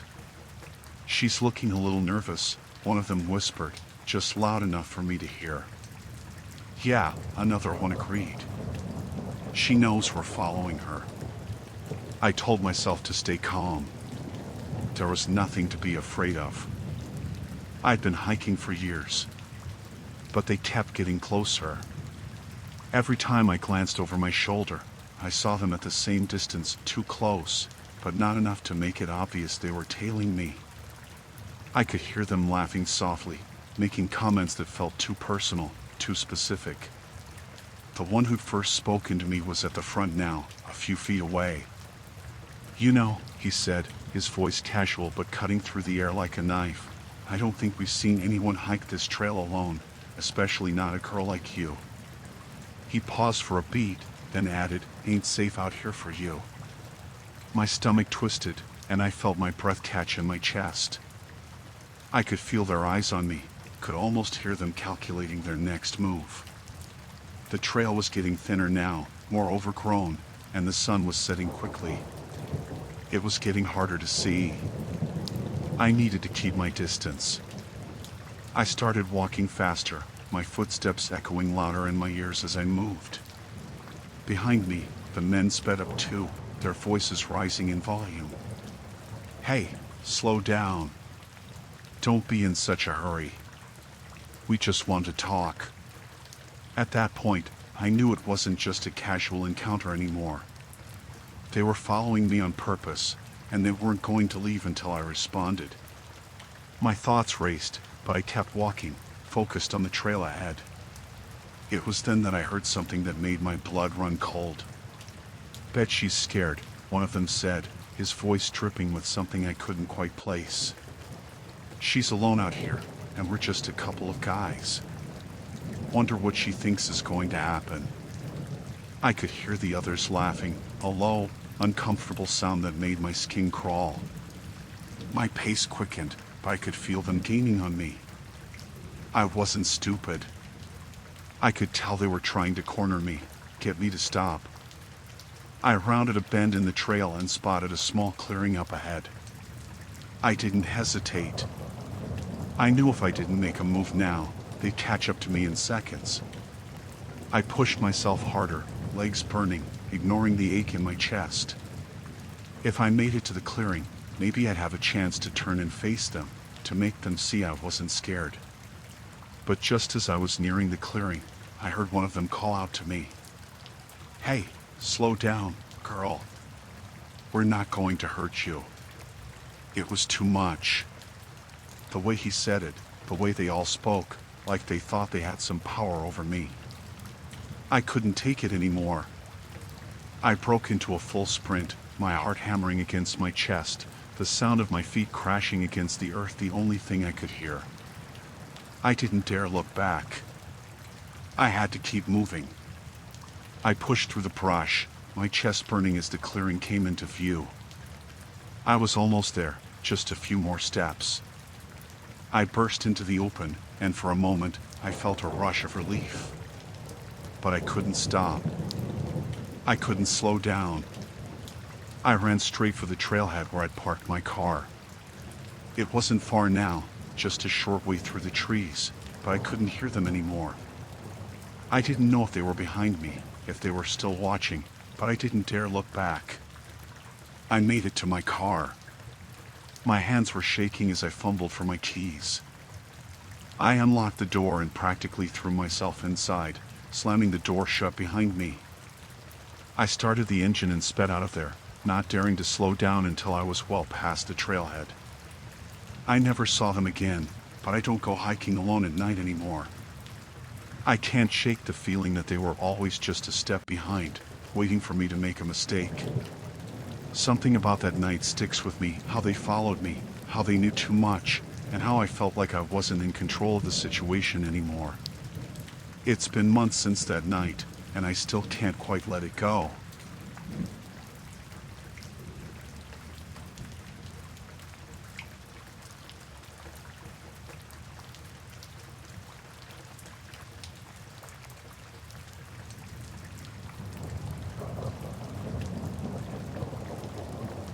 I wasn't expecting anything unusual that night. It was supposed to be a peaceful camping trip, just me in the quiet of the woods. I had been camping alone before, and usually, I found it calming. No one around to bother me, no distractions. Just the sounds of the wind in the trees, the crackle of the campfire, and the chirp of crickets. That night, though, none of it felt right. I'd set up my tent around dusk, just before the sun set behind the trees. The air was crisp, and I made a small fire to keep the chill off. I hadn't seen anyone else around for miles, just the usual forest. It was remote, a spot I'd found through a camping website that promised solitude, and I was looking forward to the peace of it all. By the time the fire started to burn low, the dark had crept in completely. I lay out in my tent, just listening to the sounds of the forest around me. I'd planned to read for a while, but the day had worn me out. I hiked a few miles before setting up camp, so I was ready to sleep. I turned my flashlight off and closed my eyes, settling into sleep. That's when I heard it. At first, I thought it was just an animal, a deer, maybe, or some other creature walking through the brush. The leaves rustled faintly, and I didn't think much of it. But then the sound stopped. I listened, straining to hear. The wind had died down, and all I could hear now was the faint crunching of footsteps in the leaves. They were slow, deliberate, like someone trying to be quiet but not doing a good job of it. The sound was coming from the direction of my tent door. I tried to stay still, not moving a muscle. I held my breath. I didn't want to make any noise in case it was someone who shouldn't be out here at night. The steps got closer, and my heart began to race. "Hello?" I called out softly, hoping it was just someone else camping nearby, maybe a fellow hiker who got lost or something. But there was no response. The steps stopped. For a few seconds, everything was completely silent. I waited, expecting the person, whoever it was, to say something, to explain themselves. But there was nothing. No movement, no voice. I started to feel the panic rising in my chest. I wanted to call out again, but something about the silence made me hesitant. Finally, I called out again, louder this time. "Hello? Is someone there?" Still nothing. I lay in the dark, listening for more sounds. But after a long pause, I didn't hear anything else. I convinced myself that it was just some animal passing by, maybe a bear or something curious. But then my mind started to run wild with thoughts. What if it was someone out there? Someone watching me? I had heard stories of people running into strange people while camping, and the thought sent a shiver down my spine. I couldn't sleep after that. I just lay there, tense, staring at the roof of the tent, listening. Every little noise seemed magnified, like the forest was alive and watching me. Eventually, the sound of footsteps faded, and I finally allowed myself to relax. But I couldn't shake the feeling that something was off. I didn't sleep much that night. I spent the next few hours just listening, trying to stay alert.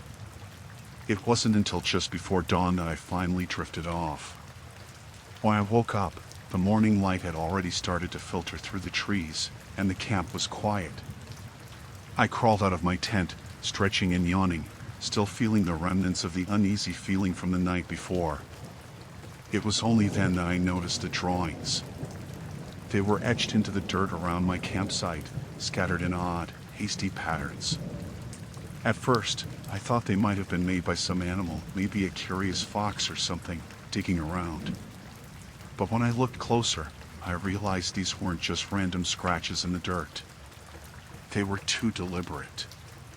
Too planned. Some of the drawings were simple circles, others looked like jagged lines or crosses. There was one near the edge of the campsite that looked like an arrow, pointing straight at my tent. Another was a line with smaller, repeating marks along it, almost like a trail. I couldn't make sense of it. It didn't seem like something a wild animal would do. It felt like someone had been marking something, maybe even watching me. I started to feel the fear creeping in again. My mind went back to the footsteps in the night. I stood there, frozen for a moment, looking at the drawings. It felt like I was being targeted. Someone knew I was out there, and I didn't know who or why. My first instinct was to pack up and leave, but I didn't want to jump to conclusions. Maybe it was just some other camper passing through, someone who had gotten lost or maybe was just messing around. But deep down, I knew that wasn't likely. It didn't feel like a coincidence. I checked my surroundings, hoping to spot someone, but the campsite was still empty. There were no other tents nearby, no signs of anyone else around. The woods were quiet. Too quiet. I spent the next hour nervously packing up my things, trying not to look over my shoulder, but I couldn't shake the feeling that I wasn't alone. As I packed up my tent, I noticed the drawings again. They were too close to where I had been sleeping, too close to where I had walked during the night. It felt like someone had been there all along, watching me, maybe even waiting for me to fall asleep before they started marking things. I couldn't shake the thought that they were trying to send me a message or warn me. When I was done, I got into my car as quickly as I could, and I didn't look back. I drove out of there, not even caring that I was leaving behind some of the gear I didn't need. I just wanted to get out. The woods felt too vast, too empty, and I couldn't shake the feeling that I wasn't supposed to be there. I haven't been back to that area since. I can't explain what happened that night. But I know one thing for sure. Someone was out there, watching me. And whatever those drawings were, they weren't meant for anyone else. They were meant for me.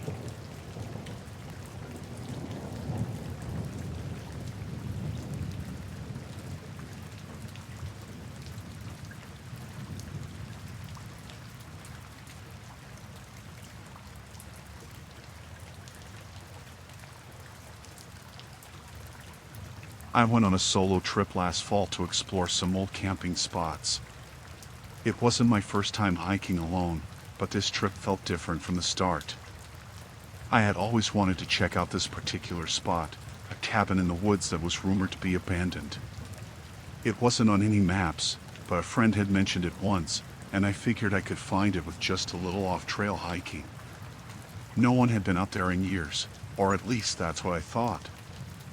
I'd spent the day hiking and was starting to get tired by the time I found the cabin. It was small, made of wood, and looked like it had seen better days. The roof was half collapsed in places, and the windows were boarded up with old planks. Still, it seemed solid enough, and I figured I could take a break, eat something, and maybe even stay the night there if I felt like it.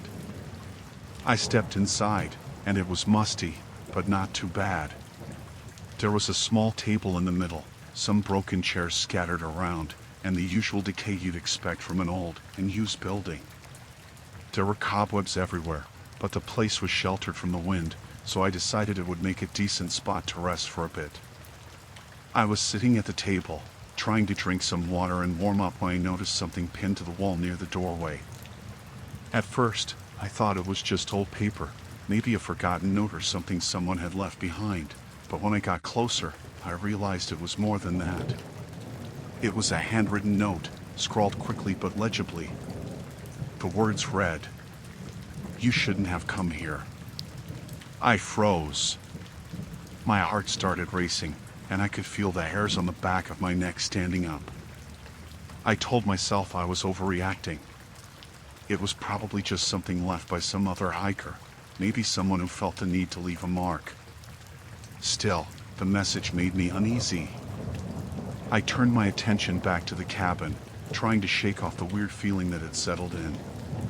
But then I saw another note, this one stuck to the wall near the window. I took a slow step forward and read it. "Leave now. You're being watched." I felt the blood drain from my face. I stood there for a moment, not knowing what to do. I was getting scared, but I tried to convince myself that it was just a prank or some weird coincidence. Maybe it was just some messed up person who liked to leave notes like this in abandoned places. I didn't want to leave, though. It was late, and the thought of walking back into the woods after dark was terrifying. I needed to calm down, so I took a deep breath and started looking around the cabin again. I looked at the small, makeshift bed in the corner, a few remnants of what looked like a camping stove on the floor, and then I saw something else. A map was pinned to the wall next to the door, underneath the second note. The map looked old, hand-drawn, with a series of red marks and lines drawn on it. It didn't make much sense at first, but something caught my eye. There was a trail marked with a red X near the bottom of the map, and another note was taped underneath it. I moved closer and read it. The writing was a bit messy now, like the person was getting more frantic, or maybe just annoyed. If you follow the path, you will find what you're looking for. It will be waiting. I could feel the blood pounding in my ears. I didn't want to touch anything, but I couldn't help myself. I ran my finger over the map. The X on the map was near the area I had hiked through earlier in the day. It wasn't far. But why was it marked? Why did this person want me to go there? And who was leaving these notes? I glanced around the cabin, suddenly feeling like the walls were closing in. Something wasn't right, and I felt the overwhelming urge to leave. But before I could gather my things, I saw yet another note, this one pinned under the windowsill. I hesitated for a long moment, but finally, I forced myself to walk over and read it. It's too late. They're already coming for you.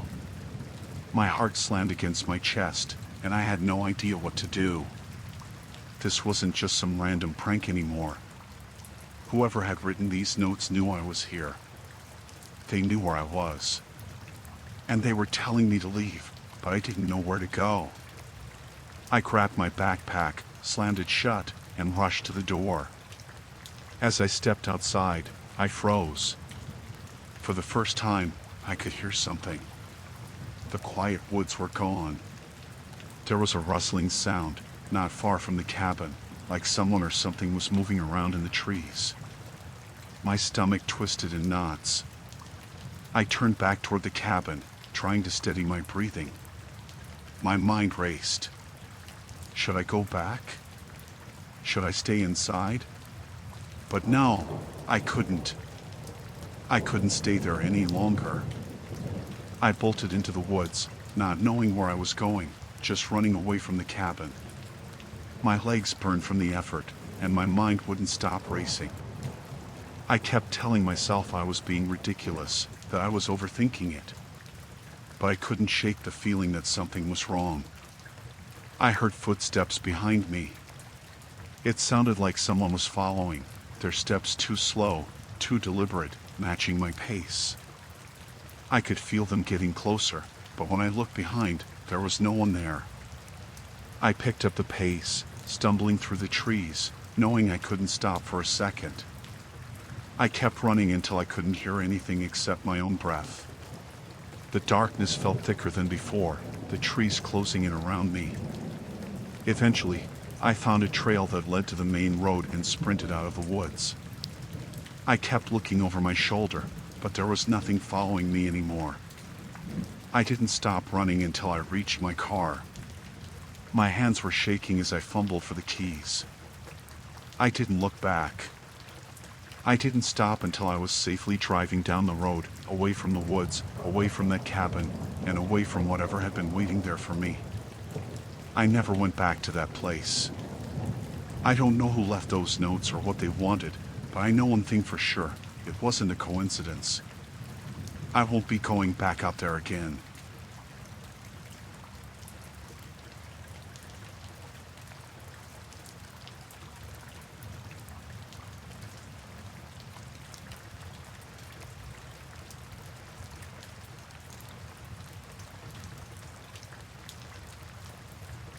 It was about 2 weeks ago, I think, when I went out to that lake by myself to fish. I had been working non-stop, and I needed some time away from everything. My usual spot is this quiet little place deep in the woods, far from any roads, where no one usually bothers you. It's peaceful, or at least it was supposed to be. I had set up around midday, as I usually do, and it was calm. No sounds except for the water rippling softly and the occasional bird in the trees. I was casting my line, trying to relax, when I noticed something strange out of the corner of my eye. At first, I thought it was just my imagination, but after a few seconds, I was sure of it. There was someone standing just on the edge of the trees. I couldn't make out much, just a shadowy figure, half hidden by the thick underbrush. They didn't move, just stood there, staring at me. I couldn't see their face, but the figure was still. Too still. I wasn't used to people being out there. It's a secluded spot. I didn't know if I should confront them or just ignore it. I've been fishing out there for years, and this kind of thing doesn't happen. People don't usually come that far into the woods unless they know exactly what they're looking for, but I figured it could be another fisherman, someone who wandered off the main path. So, I called out, trying to be friendly. I asked if they were okay. There was no response. I felt that knot in my stomach tighten. The longer they stood there without saying anything, the more uneasy I became. I waited for a few more seconds, still nothing. It wasn't like they were trying to hide or sneak around. They were just standing there, waiting for something. I stood up, deciding to get a better look. I started walking toward the trees where I had seen the figure, trying to keep calm. But when I took a step, the figure stepped back into the shadows. I stopped. "Hello?" I called again, my voice shaky this time. "Are you okay? You need help?" Still nothing. Just silence. I don't know why I did it, but I decided to move closer. Maybe it was curiosity. Maybe it was the silence pressing on me, making me feel like I had to do something. So, I walked in the direction where I had seen the figure disappear, thinking maybe they were lost or needed help. The moment I stepped into the woods, everything changed. The air felt heavier, colder. I wasn't just walking towards someone anymore. I was in the forest now, far from the lake, and the sense of isolation hit me hard. It was quiet, too quiet. Even the birds had stopped calling. I couldn't shake the feeling that I wasn't alone anymore. I walked for what felt like 10 minutes, but I didn't see anyone. I stopped, trying to listen for any sound, but I only heard the faint rustling of leaves in the wind, nothing else. My eyes darted around the trees, looking for some sign of movement, but I saw nothing. Then, I heard a snap of a twig. It was so sharp and clear, it made my heart race. Someone was out there, and they had moved closer. I turned sharply, scanning the area, but I still didn't see anyone. It was getting to me now. I felt trapped, like I couldn't leave without finding out what was going on. But every time I moved deeper into the forest, the person or whatever it was seemed to be just out of reach. Whenever I looked in one direction, I heard something behind me. When I turned, it would go quiet, and I'd hear another twig snap farther off, almost mocking me. I called out again. "Stop messing around. What do you want?" No answer. I started to feel stupid. My gut was telling me to go back to the lake, to pack up and leave. But something was pulling me in, like I had to see this through. It's like I couldn't back out now, even though I felt the tension building in my chest. I kept walking, the ground uneven and wet in places. The trees started to close in on me, and I realized how far I had gone. The path had disappeared, and there were no signs of where I had come from. I was lost, but I didn't want to admit it. I couldn't turn back. The figure, or whatever it was somewhere out there, and I needed to know why they had been watching me.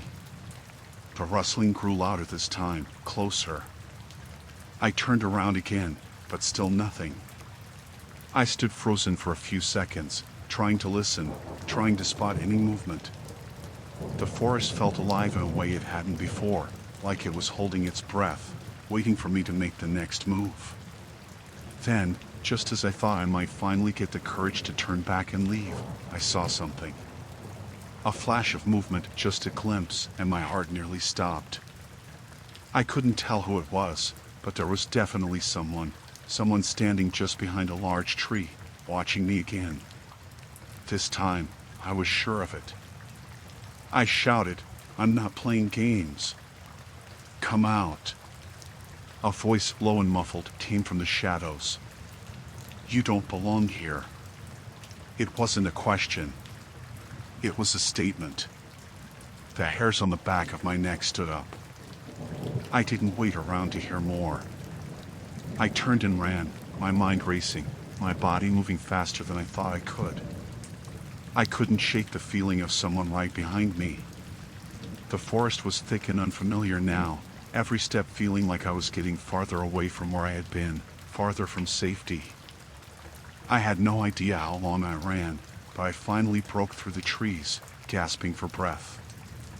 I was back at the edge of the lake where I'd started. The spot where I'd been fishing was empty, and the feeling of someone behind me, following me, was gone. My body was shaking, my heart still pounding in my chest. I didn't stop to look back. I grabbed my gear and left. I don't know who it was in the woods, or why they had been watching me. But I do know this, I'm never going back to that spot again. I don't care how quiet it is. I don't care if it's the perfect fishing place. I've been back to the lake since then, but I've never even come close to that same area. I don't know who was in the woods, or if they're still out there, but I'm not sticking around to find out. I won't be going back. Not ever.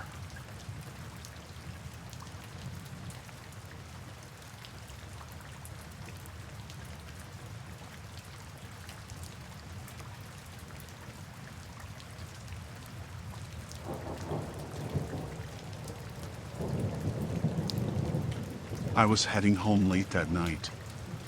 I had taken the train, like always, and walked the same route from the station back to my apartment. It was usually a quick 10-minute walk along mostly empty streets.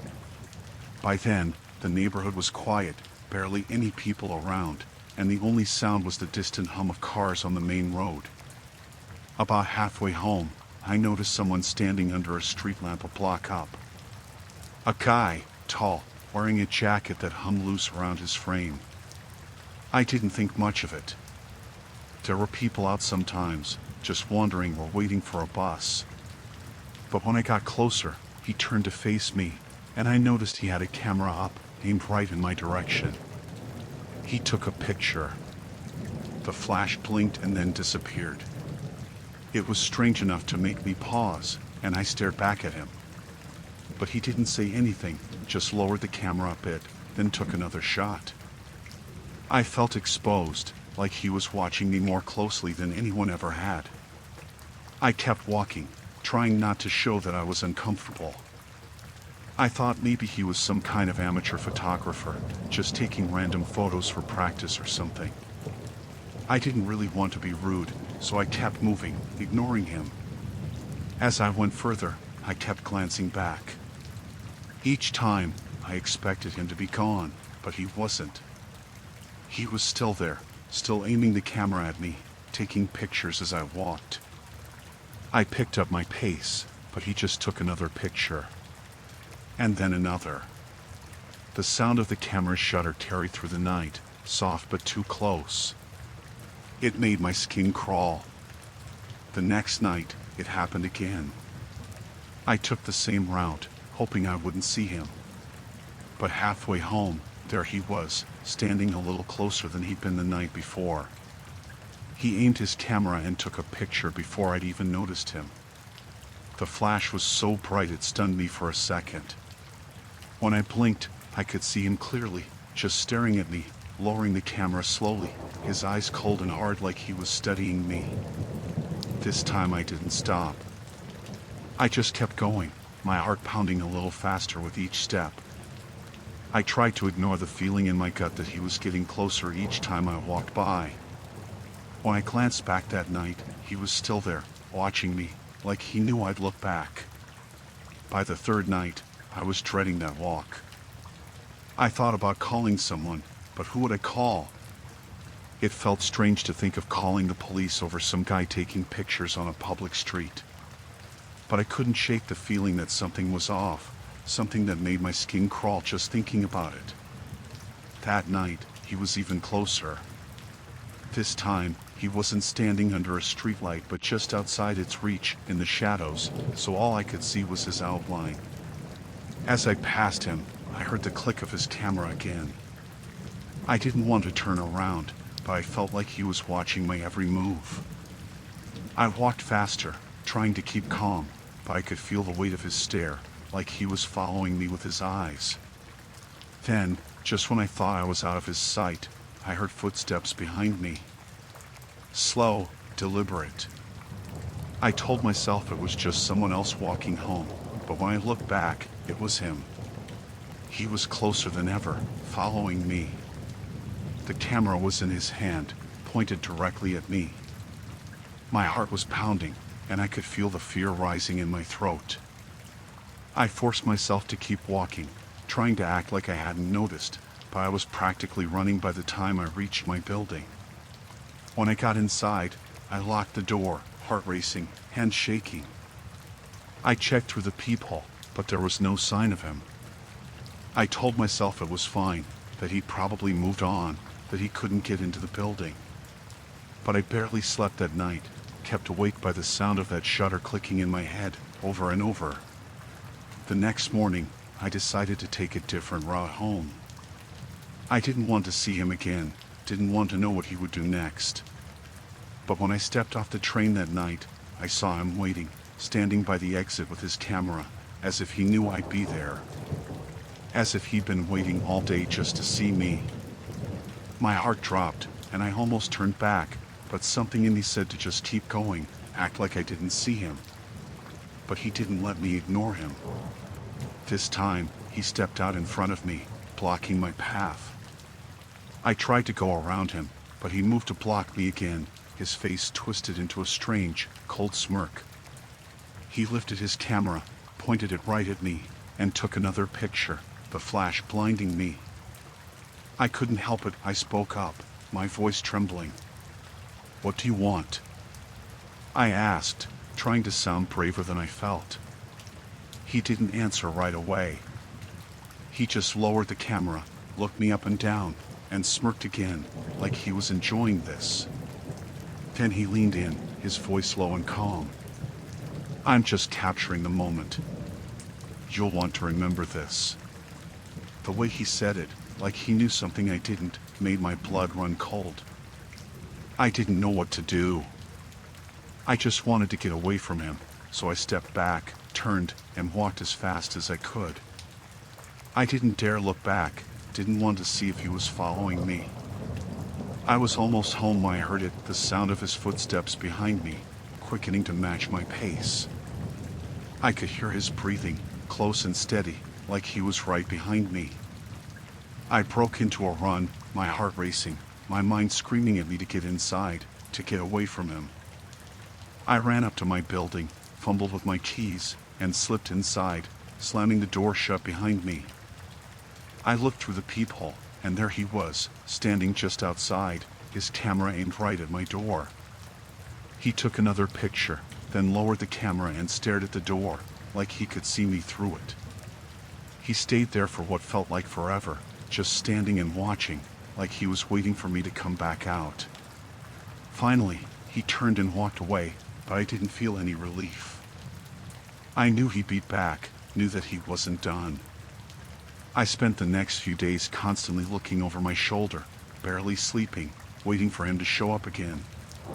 Then, one night, as I was leaving for work, I saw something on the floor just outside my door. It was an envelope, and inside were photos, pictures of me, taken from a distance, taken while I was walking, while I was at my door, even one through my window. My hand shook as I looked through them, my stomach twisting with fear. I don't know who he was, don't know what he wanted, but I couldn't stay there after that. I moved the next week, got a new job, a new apartment far from that place. But I still can't shake the feeling that he's out there, somewhere, waiting, camera in hand, just waiting for me to slip up and let him back into my life.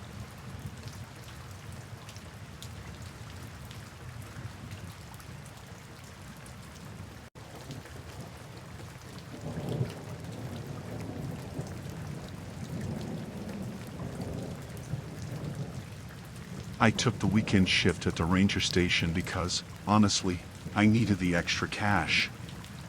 I'd only been on the job for a few months, and usually, I was with a team. But this time, they told me I'd be alone, which didn't bother me much.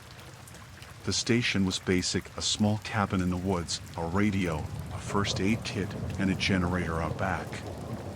My job was to monitor the trails, keep an eye out for hikers, and watch for any signs of forest fires. Pretty simple. That first day went fine. I did a loop around the trails, checking that the signs were up and everything looked clear. The woods were peaceful, nothing but the usual sounds: birds, the rustling of leaves, a few squirrels darting across my path. It was quiet, and I liked it that way. I'd always been comfortable in the woods, more so than in the city. Night fell, and I settled into the cabin with a book and a thermos of coffee. I expected it to be a slow night, just me and the sounds of the woods. But around 10, I noticed a light flickering out there, somewhere down the trail. It was a small, distant glow that blinked in and out. Probably just campers, I figured. They weren't supposed to be there without a permit, but it happens sometimes. I thought about going to check, but I decided to wait. I could handle it if it came closer. A few hours passed, and I didn't think much of it, but around midnight, I looked up and saw the light again.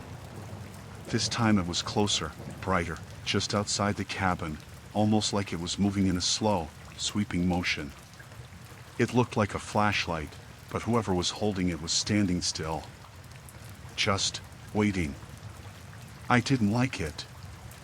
I stepped outside with my own flashlight, shined it in that direction, and called out. "Hey! Ranger here. You're not supposed to be camping out this way." I tried to sound casual, like it didn't bother me, but my voice echoed back to me, thin and quiet. No answer. I thought I saw something shift in the trees, just past where the beam hit, but it was too dark to be sure. I went back inside, figuring they'd get the hint and move along. I shut the door and locked it, feeling a bit silly for even doing that. I mean, who locks up out here? It was the middle of the woods, and there wasn't supposed to be anyone else for miles. But something about that light just didn't sit right with me. A while later, I heard it, a faint, metallic clinking noise, like metal tapping against metal, coming from outside. I froze, listening, trying to make sense of it. It sounded deliberate, like someone was working on something, almost setting something up. I peered out the window, but it was pitch black out there now, no sign of the light. I grabbed my flashlight again and cracked the door open, stepping out into the night. The clinking stopped. The silence was thick, pressing in from all sides, and every instinct I had was telling me to go back inside. But I stayed put, aiming my light into the trees. Then I saw them. There were people, 3, maybe 4 of them, scattered around the cabin, moving between the trees, their figures half hidden in the shadows. They were crouched down low, working on something on the ground. One of them looked up, and the flashlight beam caught his face for a second. I don't think I'll ever forget it. His expression was blank, almost like he wasn't even looking at me but through me, as if I wasn't really there. And then he went back to what he was doing, hammering something into the ground. I couldn't see clearly from where I stood, but I saw enough to make my skin crawl. They were setting up traps. They had metal stakes, wires, all spread around the cabin in a pattern that looked intentional, like they were marking the place off. I could see the glint of the metal wire in the moonlight, stretched taut between the trees, just inches from where I stood. I don't know how long I stood there, frozen, just watching. My heart was pounding so loud I was sure they could hear it. I thought about calling out, asking them what they were doing, but something in me said not to. They knew I was there. They had to. I was standing in plain sight, flashlight in hand, and they didn't even look my way. It was like they were ignoring me on purpose. Slowly, I backed up, careful not to make a sound, and slipped back into the cabin, locking the door behind me. I turned off the flashlight and stood there in the dark, trying to make sense of what I'd just seen. Who were they? What were they doing? And why didn't they seem to care that I was watching? The tapping and clinking started up again, louder now, coming from all around. I moved to the window, careful not to be seen, and peeked out. They were closer, almost at the edge of the cabin's clearing, working in a methodical way, like they were putting up some kind of barrier. I grabbed the radio, fumbling with the dial, my hand shaking. Ranger Station 7, this is Ranger Smith, requesting immediate backup, I said, keeping my voice low. Static crackled in response, but no one answered. I repeated the call, but still, nothing. The clinking outside stopped. I looked out again, and one of them was standing right at the edge of the window, his face half lit by the moon. He was staring directly at me, unblinking, a faint smirk tugging at the corner of his mouth. I ducked down, my heart racing, clutching the radio like it would somehow protect me. I didn't dare move, didn't even breathe. Then I heard it, the slow, heavy sound of footsteps on the cabin porch, boards creaking under the weight. One of them was right outside the door. I didn't have a weapon, nothing more than a flashlight and a radio, and I felt trapped, like a caged animal. The footsteps stopped, and for a moment, everything was silent. I thought maybe they'd gone, but then a loud thud hit the door, and I jumped back, almost dropping the radio. They were testing the door, pressing on it, seeing if it would give. My hands were sweating, and I gripped the radio tighter, my mind racing. Then, as suddenly as it started, the noise stopped. I waited, listening, but there was nothing, just a heavy silence pressing down on me. Minutes passed, and I dared to look out the window again. The clearing was empty. They were gone, as if they'd never been there at all. I didn't sleep that night, just sat there in the dark, waiting, listening, every creak of the cabin making me jump. The next morning, I stepped outside, and my stomach turned. The traps were still there, wires stretched between trees, metal stakes hammered into the ground, and right outside the door, a crude, handmade snare, the kind meant to catch and hold something.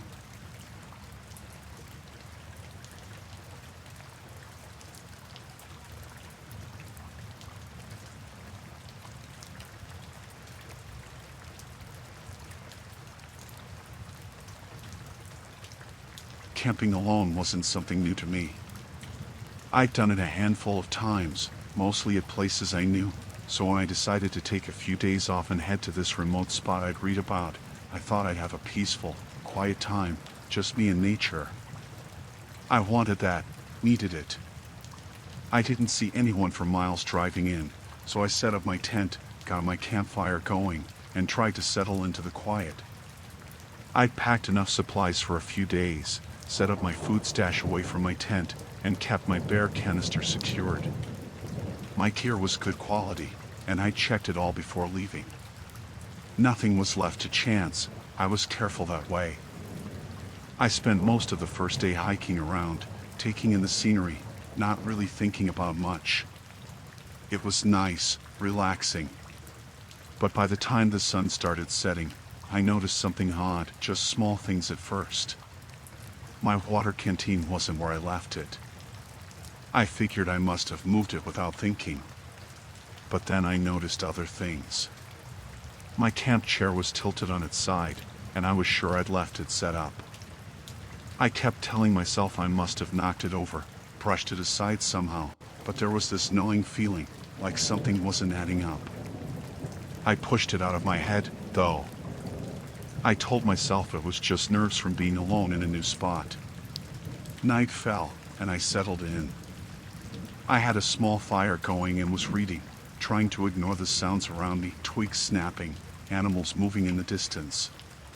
The usual things you hear in the woods. After a while, I got up to grab my flashlight from my bag, but when I reached for it, I noticed the zipper was open. I knew I hadn't left it like that. I searched through my bag, feeling around for anything missing, and realized that my small emergency knife was gone. I'd packed it carefully, at the very bottom, and now it was nowhere. A chill ran through me, but I tried to stay calm. I looked around, shining the flashlight into the trees, half expecting to see something, but there was nothing. Just dark shapes and shadows. I told myself maybe I'd dropped it on the hike, even though I knew I hadn't taken it out. I spent that night on edge, barely sleeping, jumping at every small sound. The next morning, I checked my things again, making sure everything was where it should be. My knife was still missing, but nothing else was gone. I forced myself to go on a hike, trying to shake the feeling. When I got back, though, I noticed my tent flap was slightly open. I knew I'd zipped it up before I left. This time, I went through everything, pulling out every item, checking it. And that's when I noticed my binoculars were missing too. I felt my stomach twist because I'd been careful I wouldn't just lose something like that. I looked around, calling out, "Hello," even though I knew it was pointless. I was alone out here. Or at least, I should have been. I didn't go far from camp that day. I kept close, constantly checking over my shoulder, feeling like I was being watched. Every little sound made me jump. I kept the fire going, hoping it would keep whatever or whoever was out there away. Night came again, and I could barely eat, too on edge to relax. As I sat there, poking at the fire, I thought I saw movement in the trees. I tried to convince myself it was just shadows, just my mind playing tricks. But as I looked harder, I realized there was a figure, just barely visible, shifting behind the tree line, staying out of the firelight. I grabbed my flashlight, aiming it toward the spot, but whoever it was ducked out of sight. My heart was pounding, and I yelled out, "Hey, I see you." My voice came out shaky, and I felt stupid, yelling into the empty woods. But then I saw it, a glint of light. It was brief, just a small, reflective flash from where they'd been standing. I squinted, trying to make sense of it. Then it hit me. They were looking at me, with my binoculars. It was like my stomach dropped. I just sat there, frozen, realizing someone was out there, watching me through my own gear. I felt trapped, cornered. I had no way to call for help, no signal out here. And that person was close, closer than I wanted to think about. I forced myself to stay calm, watching the spot, waiting for any movement. The fire was dying down, so I tossed more wood on, keeping the light up. I hoped that whoever it was would get bored, would leave. But I knew better. They were patient, whoever they were. Watching, waiting. Hours passed. I barely moved, barely breathed, just watching that spot in the trees. I must have drifted off at some point because the next thing I knew, it was morning. I woke up stiff, cold, still in my camp chair by the fire, which had gone out completely. My first thought was that maybe it had all been a dream. But when I checked my bag, the binoculars were still missing, and I felt that same chill creep up my spine. I packed up fast. I didn't bother with breakfast, didn't bother with any of my usual morning routine. I just wanted out. As I was loading up my things, I noticed something else. My tent stakes had been pulled up, just enough to make the tent loose, like someone had tried to take it down in the middle of the night. That was it. I didn't care about leaving things behind. I just threw everything in my pack and started down the trail, checking over my shoulder every few seconds. I didn't see anyone, but I couldn't shake the feeling that I was being watched, followed. Every sound made me jump. A branch cracking, the wind rustling the leaves, it all set me on edge.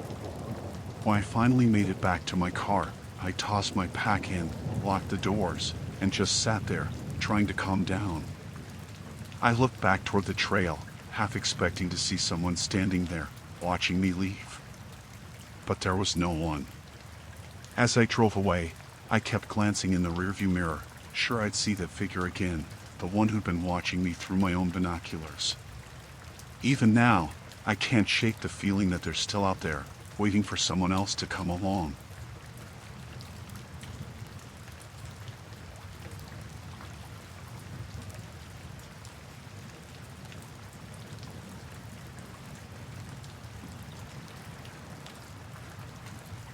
I was 2 days into a solo backpacking trip, trying to get away from everything.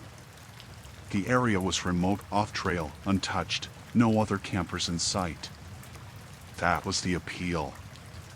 I'd been following the map I'd drawn out myself, figuring I'd just take it easy, enjoy the quiet, and maybe catch some fish at the creek I was following. I didn't have any real plan, just walk, sleep, eat, and repeat. The afternoon was wearing on when I first saw them.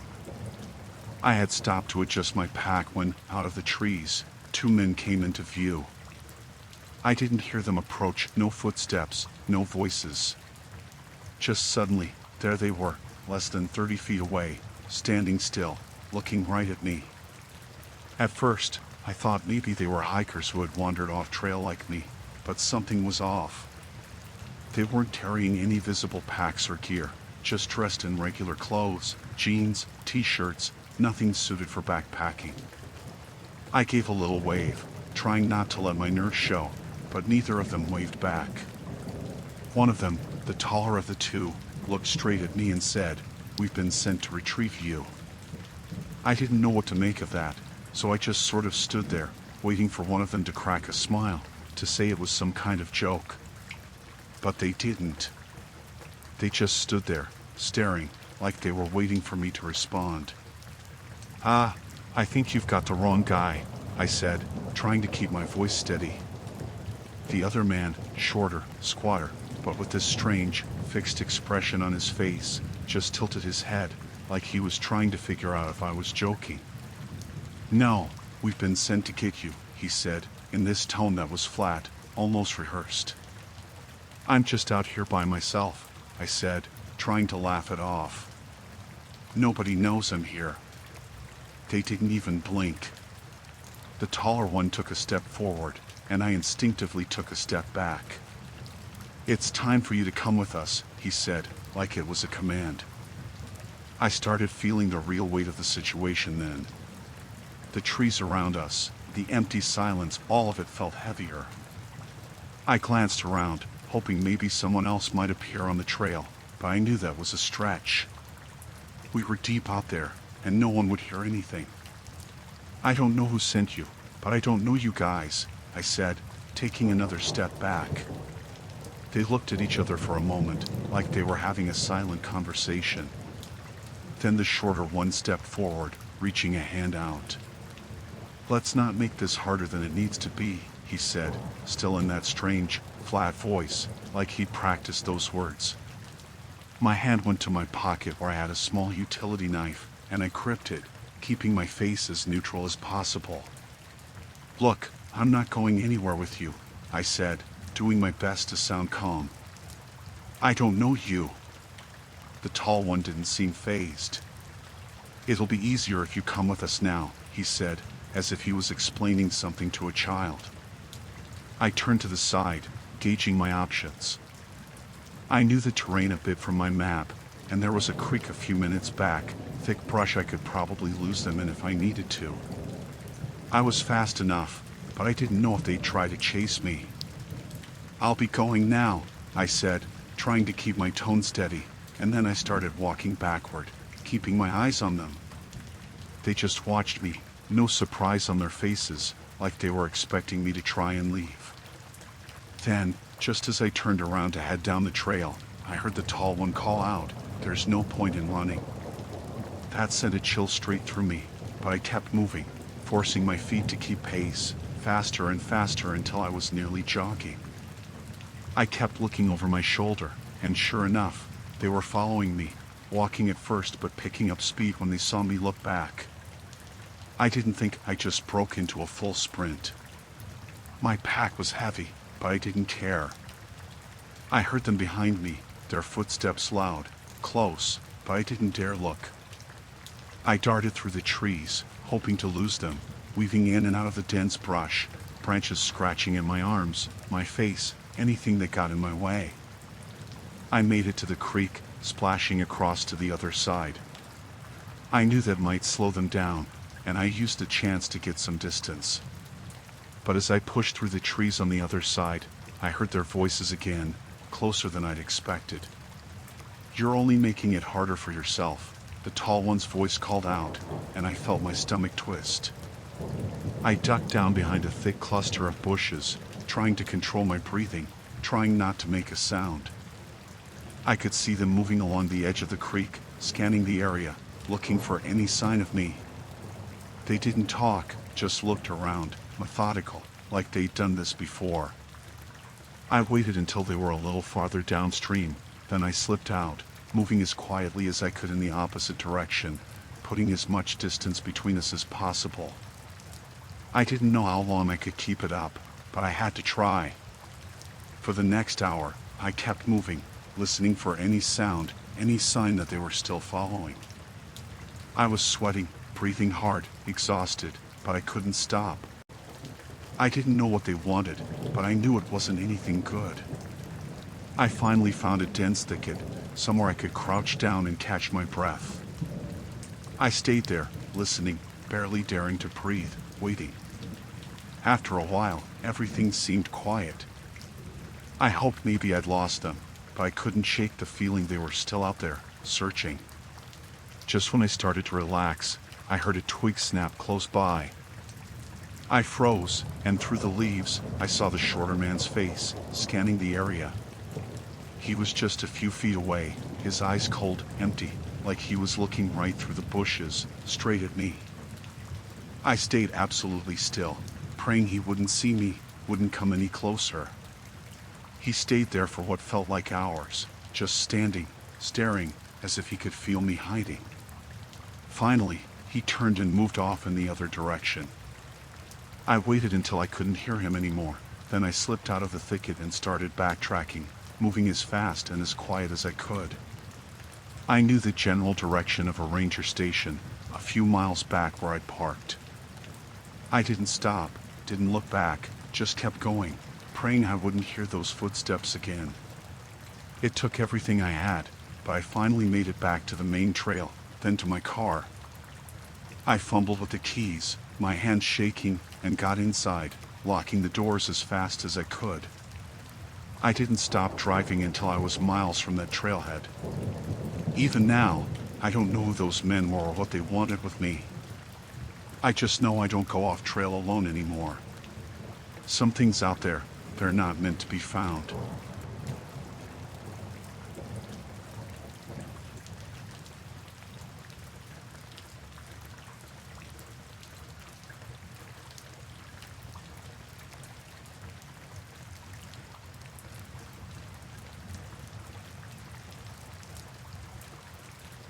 I'd been hiking alone for a few hours when I decided to stop for a quick break.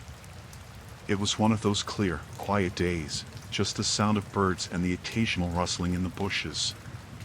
There was a good, flat spot right off the trail, so I dropped my pack and sat down to take a drink from my water bottle. I must have zoned out a bit, staring at the trees and feeling relaxed. When I reached back to grab my backpack, it wasn't there. For a second, I thought I was imagining it. Maybe I'd put it down somewhere else. But I looked around, and it was definitely gone. I felt this twist of panic in my stomach, and I scanned the area, my eyes jumping from tree to tree, hoping maybe I'd just forgotten where I'd put it. But then, about 30 feet up the trail, I spotted a man crouched down, holding my pack. My heart started pounding. I hadn't seen anyone all day, and suddenly there was this guy, going through my stuff like he owned it. He was turned away from me, so I couldn't see his face, but he was bent over my bag, pulling things out one by one, looking at each item before setting it down in the dirt. "Hey!" I called out, walking toward him, trying to keep my voice steady. "That's my backpack." He didn't even turn around, just kept rummaging through it, like he hadn't heard me or didn't care. I got closer, and I could see his hands running over my things, almost like he was taking his time with each one. I stopped a few feet away, feeling this tightness in my throat. I said, "That's my bag," I repeated, louder this time, trying to sound firm. Finally, he turned around. He was middle-aged, rough-looking, with a scruffy beard and eyes that didn't quite meet mine. He held onto my pack, keeping it close to him, as if it was his now. He looked me over, up and down, then said, "You left it unattended." Just sitting there. His voice was flat, like he was stating a fact that justified what he was doing. I took a deep breath, keeping my voice steady. I was only gone for a minute. I just needed a break. I didn't think anyone else was out here. He didn't respond, just looked at me, still holding onto my pack. I took a step forward, reaching my hand out. "I really need that back," I said, trying not to sound as nervous as I felt. He didn't budge.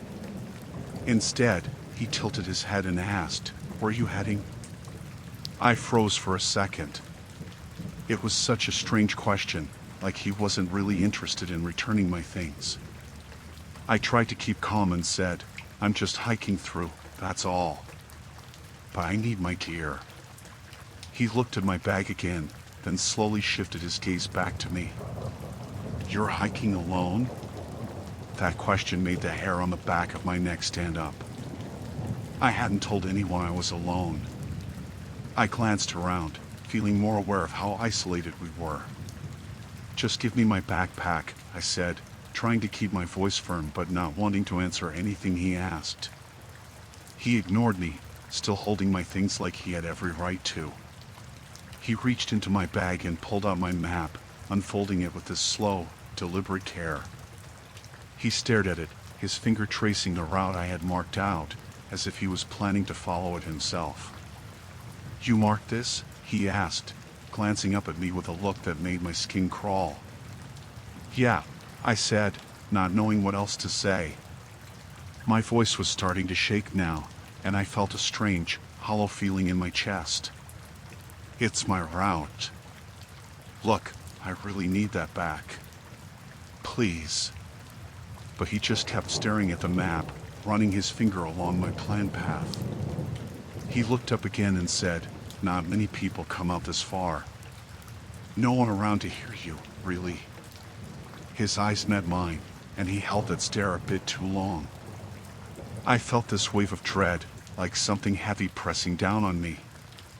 My mind was racing, thinking about what I'd do if he tried anything. I tried to make my voice sound stronger, even though I was terrified. "Give me my backpack," I demanded, taking another step forward. He didn't move. Instead, he raised an eyebrow and asked, "You sure you're going the right way?" "What?" I asked, not understanding what he was getting at. He folded the map slowly, stuffing it back into my pack, then looked at me with this strange smile. "Just saying, you could easily get turned around out here. And no one would know." His voice was low, almost like he was enjoying himself. I took a deep breath, trying to hold my ground. "I know where I'm going. I've got my route mapped out. Now, give me my things." He stared at me, and for a long second, I thought he was going to ignore me, or worse. But then he shoved the bag toward me, not letting go until I was practically pulling it out of his hands. When I grabbed it, he leaned in close, closer than he needed to, and said in a quiet voice, "Maybe I'll see you again." My heart was pounding as I took a few steps back, not turning my back on him. I held onto my bag tight, my mind racing, but I didn't respond. I just wanted to get out of there. He watched me, that same unsettling look in his eyes, like he was memorizing my face, or maybe planning something. I turned and started walking fast, almost running, trying to put as much distance as I could between us. I glanced back a couple of times, and he was still standing there, watching me until I disappeared into the trees. I didn't stop, didn't rest, didn't look back again until I was way down the trail, far enough that I couldn't see him or hear anything. I kept my hand on the straps of my pack, clutching it close, heart racing the whole way back.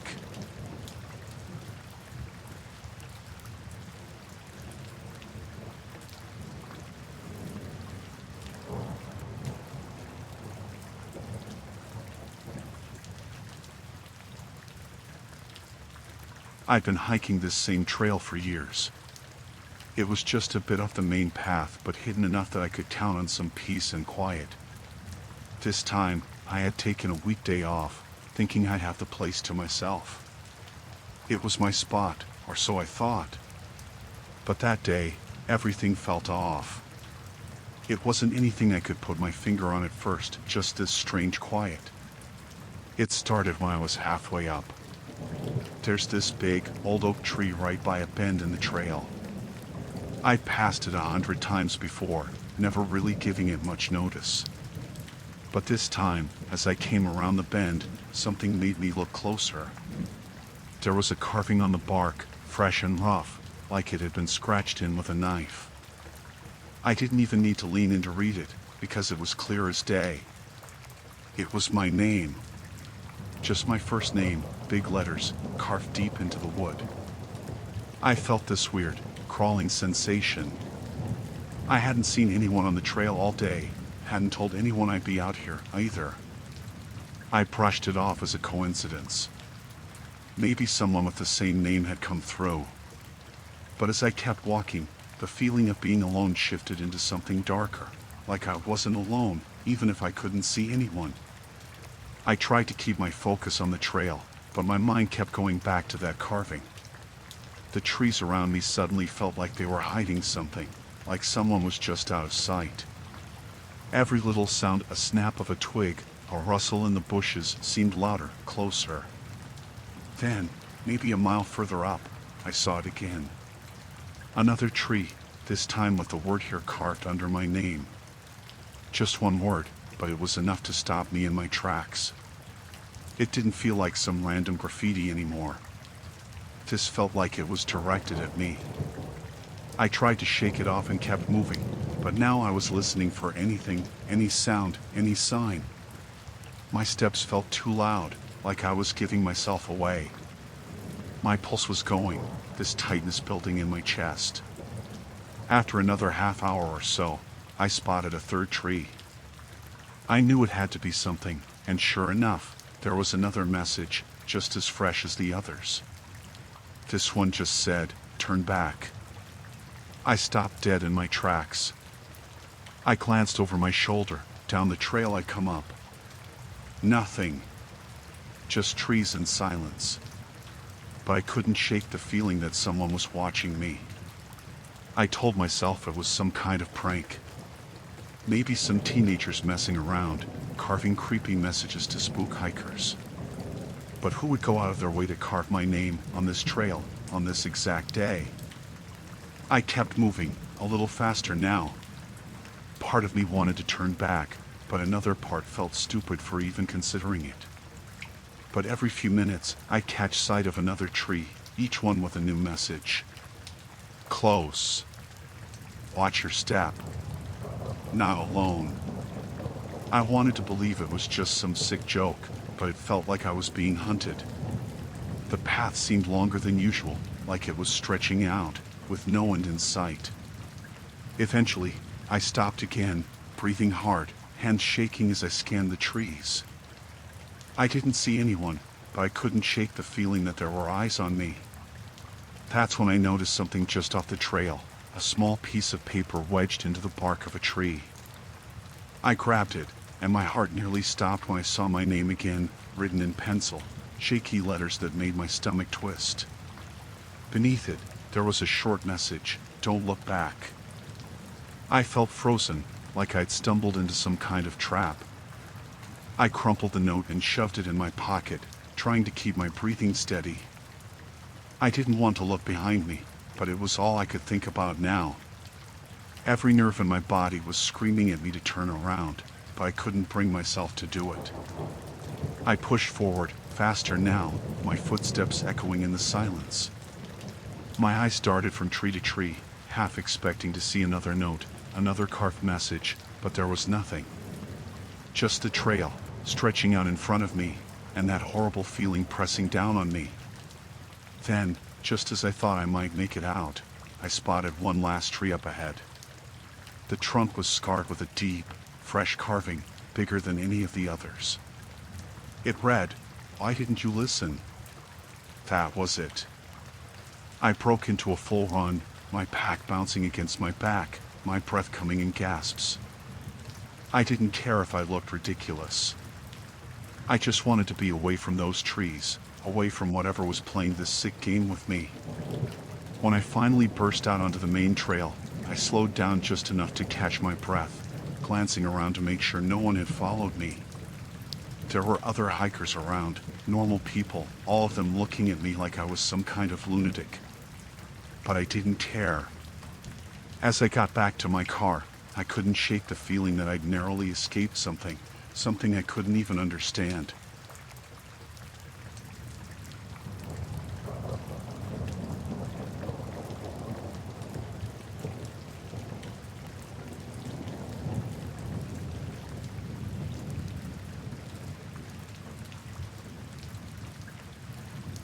I had planned the camping trip for weeks, set to unwind by the lake, away from everything. There was a nice spot, a little tucked back from the main campsite area, right along the shore. It was quiet, just a small strip of beach and trees beyond, and I hadn't seen anyone else since I got there. Perfect, I thought. Just me, my tent, and the water. The first day passed easily enough. I spent most of it by the fire, then swam a little, had some food, and finally settled in my chair to read as the sun started to dip. The lake was calm, almost glassy, and the air was so still I could hear every crack of a branch and ripple on the water. Peaceful, just like I wanted. Then I noticed movement in the water, just as the last light was starting to fade. My first thought was maybe it was some animal, a deer or something, coming for a drink. But as I squinted, I saw it wasn't an animal at all. There was a person in the water, swimming along the shore, not far from where I'd set up. It was weird, because I hadn't seen or heard anyone else for hours. I tried to ignore it, hoping they'd just pass by and not notice me. But as I watched, the swimmer turned and started heading toward the shore, straight for my spot. The light was low enough that I couldn't see his face clearly, just the shape of him, tall and thin, as he stood up out of the water and started walking in my direction. He had a big grin on his face as he came up the beach, dripping wet, not even wearing a shirt. I tried to play it off, not look too rattled, but I was already on edge. He didn't seem to notice my discomfort, though. He strolled right up to me, like we were old friends. "Evening," he said, his voice overly cheerful. Didn't know anyone else was out here. He looked around in my tent and chair, nodding to himself like he was checking it all out. I forced a polite smile. "Yeah, just me here," I said, keeping my responses short. I hoped he'd take the hint and move along. But he didn't. He just stood there, staring at me, his eyes kind of narrowing as he looked at my setup. "Nice spot," he said slowly, like he was trying to make conversation. "You here alone?" I hesitated. I didn't want to give him any real answer. Something about him just felt off. "Yeah," I said finally, keeping it vague. I glanced down at my book, hoping he'd get the hint and leave, but he didn't move.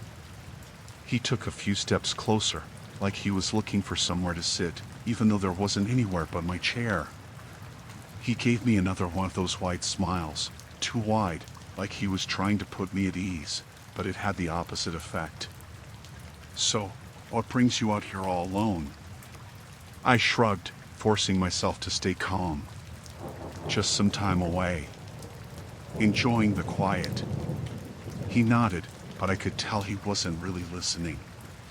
His gaze kept flicking from my face to my camp gear, like he was sizing everything up. The silence stretched out, and I could feel my pulse starting to quicken.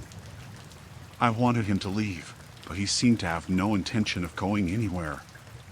"So," he said, leaning a little closer, "how long you planning on staying out here?" "A couple of days, maybe," I replied, even though I knew I was probably leaving in the morning if he didn't back off. His smile faded a bit, and he tilted his head, watching me like he was studying my reaction. "A couple of days, huh?" He repeated it slowly, like he was trying to make me uncomfortable. And he was. I could feel my skin crawling, a prickling feeling up my neck. I shifted in my chair, clearing my throat, but he just kept staring. "Well, I'll let you get back to it," I said, hoping he'd take it as a polite way to end the conversation. But instead of leaving, he crouched down, his hands resting on his knees, so close now I could feel his presence pressing in on me. He laughed, a low chuckle, shaking his head. "Not very talkative, are you?" he said, his tone changing, growing more irritated. His eyes didn't leave my face, and his stare was unblinking. It was like he was waiting for something, some response that would satisfy him. I shook my head, trying to act casual. "Just not really into chatting much, that's all." His face tightened, and for a second, I thought I saw something darker flash behind his grin. He leaned in closer. "You know, people aren't always who they say they are," he said in a low voice, his eyes locked on mine. "Out here, anyone could pretend to be anything." My stomach turned. I didn't know what he was implying, but I didn't want to find out. I kept my face as neutral as I could, but my mind was racing. "You need something?" I asked, trying to keep my tone steady. He just chuckled again, that strange, hollow sound, and shrugged. "Just making conversation. You seem like the type who could use some company." "I'm fine," I said, a little sharper this time. My hand was gripping the arm of my chair so tightly my knuckles were white. He stared at me a little longer, his gaze hardening, and then he finally stood up. But he didn't walk away. Instead, he just stood there, towering over me, looking down like he was deciding something. My heart was hammering now, and I could feel the cold sweat on my palms. "All right," he said finally, his voice dropping to almost a whisper. "Guess I'll leave you to it, then." He gave me a little wave, but there was nothing friendly about it. His eyes stayed on mine as he started to back up, and I could feel him watching me, even as he turned and started walking back toward the water. I sat there, frozen, until he was out of sight. Even then, I didn't move, barely even breathed, until I was sure he was gone. When I finally stood up, my legs felt like jelly. I quickly packed up my things, barely able to keep my hands from shaking. Every shadow, every sound from the trees, felt like him, like he was still watching me, waiting for me to let my guard down. I left that campsite within minutes, barely even looking back. I didn't care that it was getting dark, or that I'd have to drive down that winding, narrow road at night. All I knew was I wasn't staying out there, not with him. I got back to my car and drove as fast as I could, putting miles between me and that lake, that stranger who'd come out of nowhere with his too-wide grin and his empty eyes. Even now, I can't shake the feeling that he was more than just a stranger passing through. I don't know what he wanted, but I know it wasn't anything good.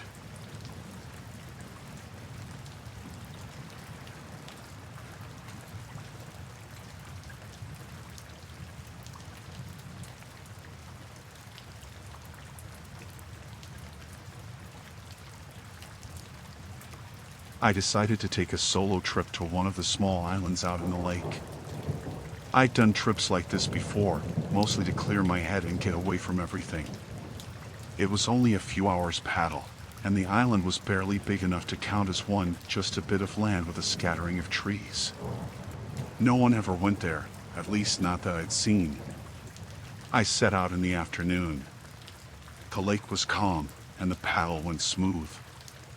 I watched the trees go by on either side as I headed for the island, thinking about nothing in particular, just letting myself enjoy the quiet. The place was almost dead silent, just the soft splash of the paddle, a couple of birds calling out from the trees now and then.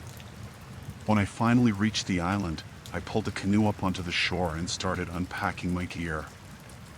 I hadn't brought much, just a tent, some food, and the basics. This was supposed to be simple, just a night by myself. As I was hauling my bag up the shore, something caught my eye. There, in the sand, were footprints. Fresh ones. They were just a few feet from where I pulled up the canoe, and they led up into the trees. I felt this sudden jolt in my chest. Nobody was supposed to be here. I stood there, staring down at the prints, trying to convince myself it was nothing. Maybe some other camper had come by recently and just left. Maybe a fisherman. But when I looked closer, I saw the footprints were pressed deep into the sand, like whoever made them was barefoot, and there was no sign of a boat or anything around. The prints just started there, leading into the trees, like someone had come out of the lake and walked up into the woods. I kept telling myself it was fine. This was just a weird coincidence. People come and go from these islands all the time, right? Still, the sight of those footprints made me feel like I was being watched. I kept glancing around, waiting for someone to come out of the trees or call out, but there was nothing. Just the rustle of leaves and the breeze coming off the water. Trying to shake it off, I forced myself to keep unpacking. I set up my tent, got a little fire going. As the light faded, the wind picked up a bit, making the trees sway. But I couldn't get comfortable. I kept looking up from my fire, scanning the edge of the woods. I'd been out here 100 times, but that night, it felt different. After a while, I couldn't sit still anymore. I grabbed my flashlight and walked along the shore, checking for any sign of another canoe or boat, something to explain those footprints. But there was nothing. The sand and rocks were empty all around the island except for where I'd dragged up my canoe. I went back to my campsite, but as soon as I got there, I noticed something that made my stomach drop. There was a faint smell of smoke, but it wasn't from my fire. It was coming from deeper in the trees, somewhere up the island. I stood there for a second, listening, and then, against my better judgment, I started walking toward it. The ground was soft underfoot, and I could see the trail of footprints, still clear in the dirt, leading in the same direction. The farther I went, the stronger the smell got. Finally, I saw a faint glow ahead, flickering between the trees. I stopped, barely breathing. It was another fire, just a little ways ahead, hidden behind some brush. Whoever had made it was close, but I hadn't seen or heard anyone the whole time I'd been here. My mind raced, trying to piece it together. Had someone been here all along, watching me, keeping out of sight? I crept closer, not wanting to make a sound, until I was just close enough to see what was around the fire. There was no one there, just the remains of some kind of camp, small, with a couple of sticks and logs stacked up around a smoldering pile of ash. It looked recent, like it had been burning not too long ago. But there was something strange. Around the fire, there were bits of cloth, frayed and torn, like someone had ripped up pieces of clothing and left them in a circle. The sight of it made my skin crawl. Who would do something like that? I turned back, wanting to get as far from that place as I could. I tried to keep calm as I made my way back to my campsite. I told myself I'd imagined the whole thing, that it was just some camper who'd left in a hurry. But as I came out of the trees, I froze. There, sitting on the sand near my fire, was something that hadn't been there before. It was a little pile of stones, stacked one on top of the other, like a marker or a message. I backed up, feeling like I'd been punched in the gut. Someone had been here, right here in my camp, while I was off in the woods. My first thought was to pack up, get in the canoe, and leave, but the light was almost gone. I'd be paddling out in the dark, in the middle of that wide, empty lake. And if whoever was out there was watching, they'd see me go. I made my way back to the tent, my skin crawling, every instinct screaming at me to get out. I tried to act calm, kept telling myself it was nothing, just some random person messing around. But the silence around me felt heavier, pressing in from all sides. I zipped up the tent and lay there, listening to every creak and rustle outside. Hours must have passed. Every little sound seemed amplified, like someone was sneaking around the edges of my campsite, waiting for me to fall asleep. Then, just as I was finally starting to drift off, I heard something that made me go rigid. It was a faint whisper, coming from somewhere outside. I couldn't make out the words, but it was close, so close I could almost feel the breath on the other side of the tent. The voice kept whispering, low and steady, like it was calling me, urging me to come out. I held my breath, too terrified to move. I could feel my heart pounding, each beat louder than the last. The whispering went on, circling the tent, coming from different sides, like someone was walking around me, never stopping, never breaking the rhythm. I stayed still, barely daring to breathe. I don't know how long it went on, but eventually, the voice faded, leaving only silence. I lay there until the first light crept in, telling myself I'd imagined it, that it had just been the wind, or an animal, anything but what it really was. As soon as the sun was up, I unzipped the tent and stepped outside.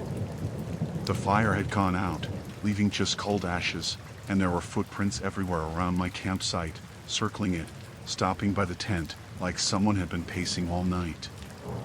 I didn't waste another second. I grabbed my gear, shoved it into the canoe, and paddled out of there, not looking back.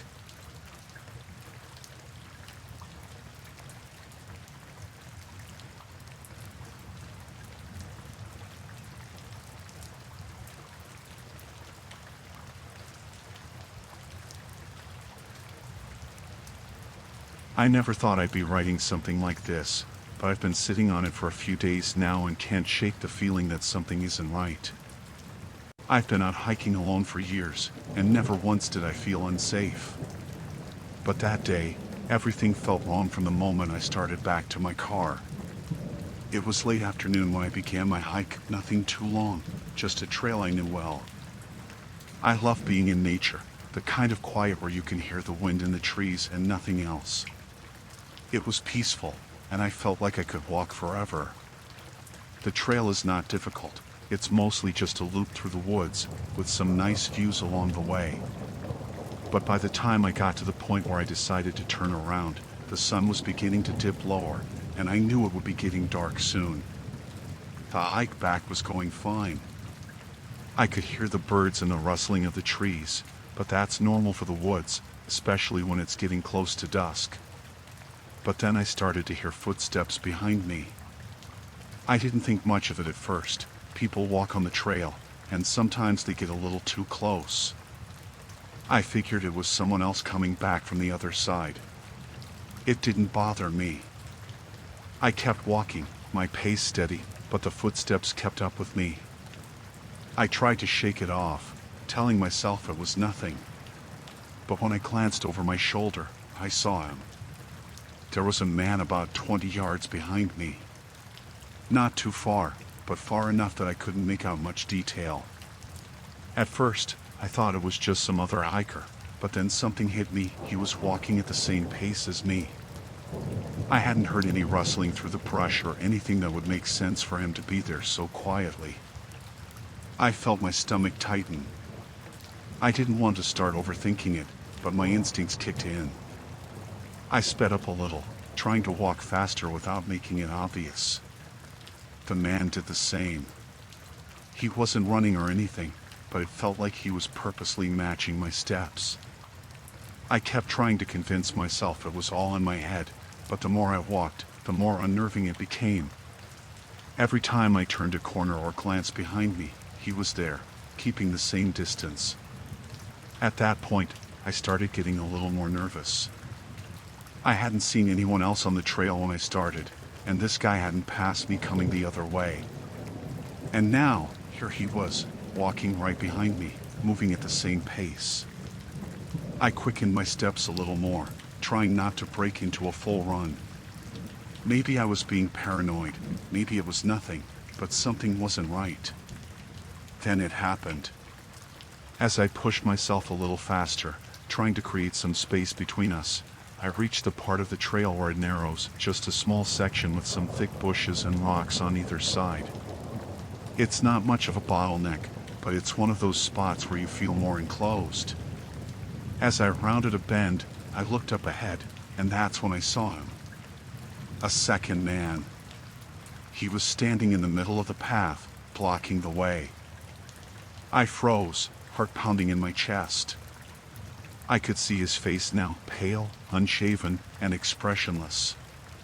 He wasn't even moving. He just stood there, staring at me. I thought about turning back, but the man behind me was closer now. Much closer. I couldn't see him anymore, but I could hear his footsteps, steady and deliberate, closing the distance. I tried to keep my voice steady, but I could feel the panic rising in my throat. "Excuse me, can I pass?"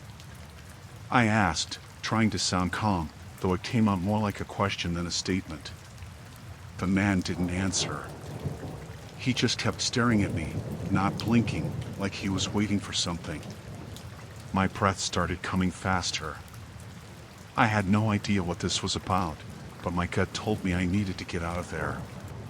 The silence between us stretched on, heavy and uncomfortable, but it was the sound of the footsteps behind me that really made my heart race. I glanced over my shoulder quickly. The man behind me was now very close, just a few feet away. I could hear him breathing, but it wasn't out of exertion. It was slow, almost methodical. My mind was racing, my options narrowing.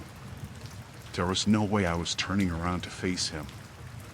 I took a step back, instinctively moving closer to the side of the trail, trying to create some space, but the man in front of me didn't move. My heart was hammering in my chest, and my palms were sweating. I didn't know what to do. I couldn't just stand there. I had to make a move, but I didn't know which direction was safe anymore. "Hey," the man finally spoke. His voice was low, but not threatening, or at least it didn't sound that way. "Where are you going?" I didn't answer. My mind was spinning too fast. Why wasn't he letting me pass? Why hadn't I heard his footsteps approaching earlier? Was he waiting for the other guy to catch up? Every fiber of my being was screaming to get away from both of them. The man stepped toward me, blocking the trail completely now. I could hear the other man behind me, too, now even closer, almost right on my heels. My pulse was so loud in my ears, I was sure they could hear it. Without thinking, I made my move. I ducked to the side, squeezing past the man in front of me and running up the trail. I could hear the sound of shoes hitting the dirt, the quickened pace of the two men following me. I didn't look back. I just ran. I don't know how long I ran, but my legs felt like they were on fire. I didn't care. I couldn't stop. All I could think about was putting as much distance between myself and them as possible. The trail ahead started to open up again, and I knew if I could make it to the wider part of the path, I'd have more room to maneuver, more space to escape. Finally, I burst out of the woods, back onto the main trail, the clearing just up ahead. The men didn't follow me into the open. They stopped at the tree line, and I could hear them calling out to me, but I didn't stop. I didn't look back until I was at my car, breathing hard, hands shaking. I never saw them again. But when I got home, I couldn't shake the feeling that I wasn't alone during that hike. I'm not sure what they wanted, but I know I wasn't just imagining things. There were two of them, and they followed me. I don't know if they were waiting for me to make a mistake or if they had something planned, but I got out of there before it could happen. I haven't gone hiking alone since. I don't think I'll ever feel safe doing that again.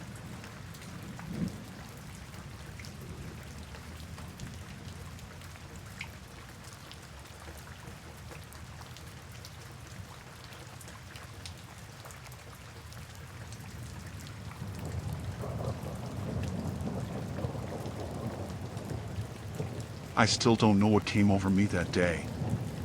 I've always been one to enjoy hiking and exploring new places, but looking back, I can't help but feel that I should have known better.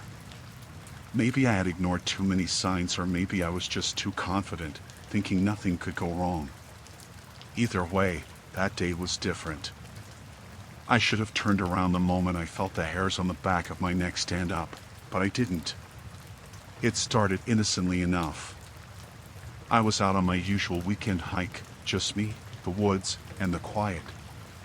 The trail I had chosen was one I had hiked before, but this time, I decided to try a smaller path that veered off to the side, almost like a forgotten or hidden route. I had been walking for a while when I noticed the trail starting to narrow. It was covered with overgrown brush, and the dirt was soft, almost like no one had walked here for a long time. I was curious, but not enough to turn back. After a few more minutes, the trail completely disappeared. I stood there for a moment, looking around, wondering if I should just go back the way I came.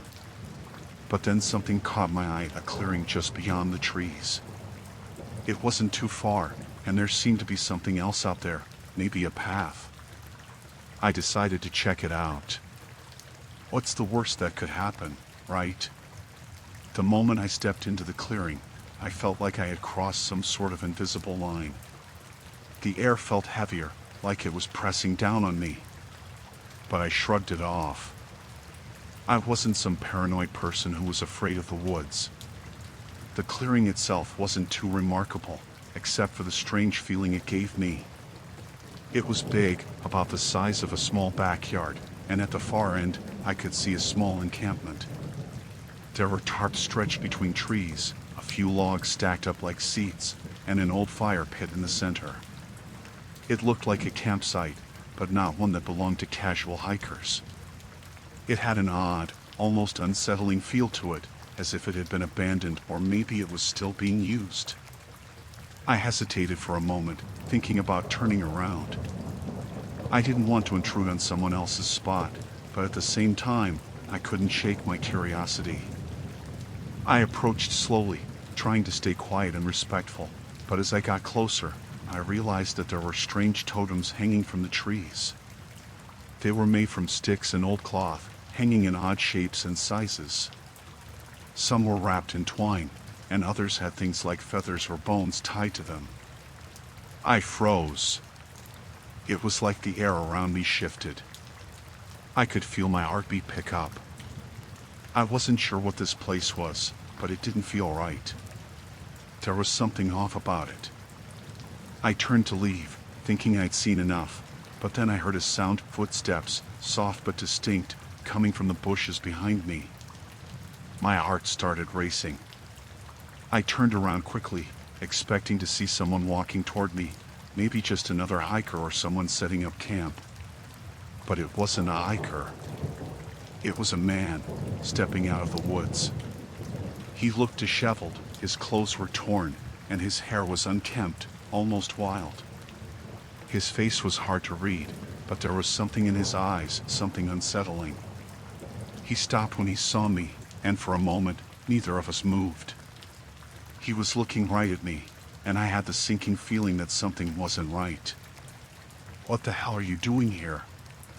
His voice was rough, like he hadn't spoken in days, and his eyes narrowed as he took a step forward. I instinctively took a step back. I didn't mean any harm. I was just exploring, saw the campsite. My voice trailed off, unsure of what to say. I didn't want to make him angry, but I also didn't want to stick around if things were going to get weird. "This is our space," he said, his words slow and deliberate. "You're trespassing." I wasn't sure what to make of that. Trespassing? I was in the woods, far off the trail, but it wasn't like I had stumbled across private property. This was public land. I didn't know, I said, trying to keep my voice calm. I'll leave. I didn't mean to intrude. But the man didn't move. He just stood there, staring at me with those cold, unblinking eyes. Something in his stance made me uneasy, like he wasn't just some person who had found a spot to camp. He was something else, something more territorial, maybe. You don't just find a place like this, he said, almost in a whisper. His eyes flickered to the totems hanging around the trees, then back to me. People come here for a reason. And you don't belong here. I felt my breath catch. It wasn't like he was threatening me outright, but there was something about the way he spoke, like he wasn't just angry. I could feel a level of malice in his words, like he knew something I didn't. I knew I had to leave, and I needed to do it quickly. I took a step back, then another, but as I started to turn to go, the man suddenly stepped forward, blocking my path. I froze. My heart was pounding in my chest. I could hear the blood rushing in my ears. You should have left when you had the chance, he muttered, almost as if talking to himself, then looked up at me again. Now you're going to have to answer for it. His words didn't make sense. I wasn't doing anything wrong. I just found an abandoned campsite, and now I was trying to leave. But the more I stood there, the more I felt like I wasn't going to be able to leave. I glanced around, hoping for a way out. The clearing felt smaller, like the trees were closing in on me, like the air itself was thickening. I didn't wait to see what else he was going to do. I turned and ran. I pushed myself through the brush, not caring about the branches hitting me in the face or the uneven ground beneath my feet. I didn't look back. All I could think about was getting out of there, back to the main trail, back to safety. I ran until I could see the path again, and only then did I slow down. When I finally reached the main trail, I stopped to catch my breath. My heart was still racing, my chest heaving. I kept looking over my shoulder, half expecting to see the man coming after me, but when I turned, I saw nothing. I don't know what would have happened if I hadn't run. I don't know who that man was or why he was there, but I'm never going back to that part of the woods again. I don't care how many forgotten trails there are out there. Some things are better left unexplored.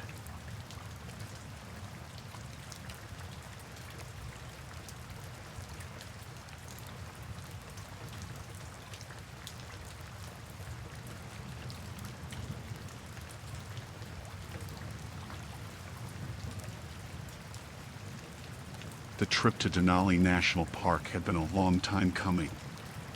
I had wanted to see the vast wilderness, the towering mountains, and the sprawling landscapes. The plan was simple. I would hike solo, find some good spots, and soak in the beauty of nature. I had my gear packed, and I felt prepared for the adventure. The first few days went well. I followed the trails, set up my tent in the evenings, and enjoyed the crisp air. It was peaceful, the kind of quiet that made me feel small in the best way. I took pictures of the scenery, smiled at the occasional squirrel, and felt happy just being there. On the fourth day, I returned to my campsite after a long hike. I was tired but content. As I opened my tent, I immediately noticed something was off. My gear looked different, like someone had been messing around with it. My first aid kit was not where I left it. I searched through my things, and it hit me. My water filter was gone. I had made sure it was packed tight before I left. How could it just vanish? I felt uneasy, a knot forming in my stomach. I knew it was just me out here, so how could this happen? I scanned the area around my tent but saw no signs of anyone. Maybe I had misplaced it. Maybe I was just tired. I pushed the nagging feeling aside and decided to go to a nearby trailhead, hoping some fresh air would clear my mind. I started down the path when I saw a figure in the distance. He was a fellow hiker, moving in my direction. He had a well-worn backpack and looked like he had been on the trails for some time. He waved as he got closer. "Hey there," he called out. "Nice day for a hike, isn't it?" "Yeah, it is," I replied, forcing a smile. "Just enjoying the scenery." We chatted for a few minutes, and he told me about some great spots to check out in the park. He seemed friendly enough, so I decided to share my little mishap with my gear. "I think someone tampered with my stuff at camp. My water filter is missing, and I'm not sure what to do." His expression changed for a moment. It was subtle but noticeable, like he was weighing his next words.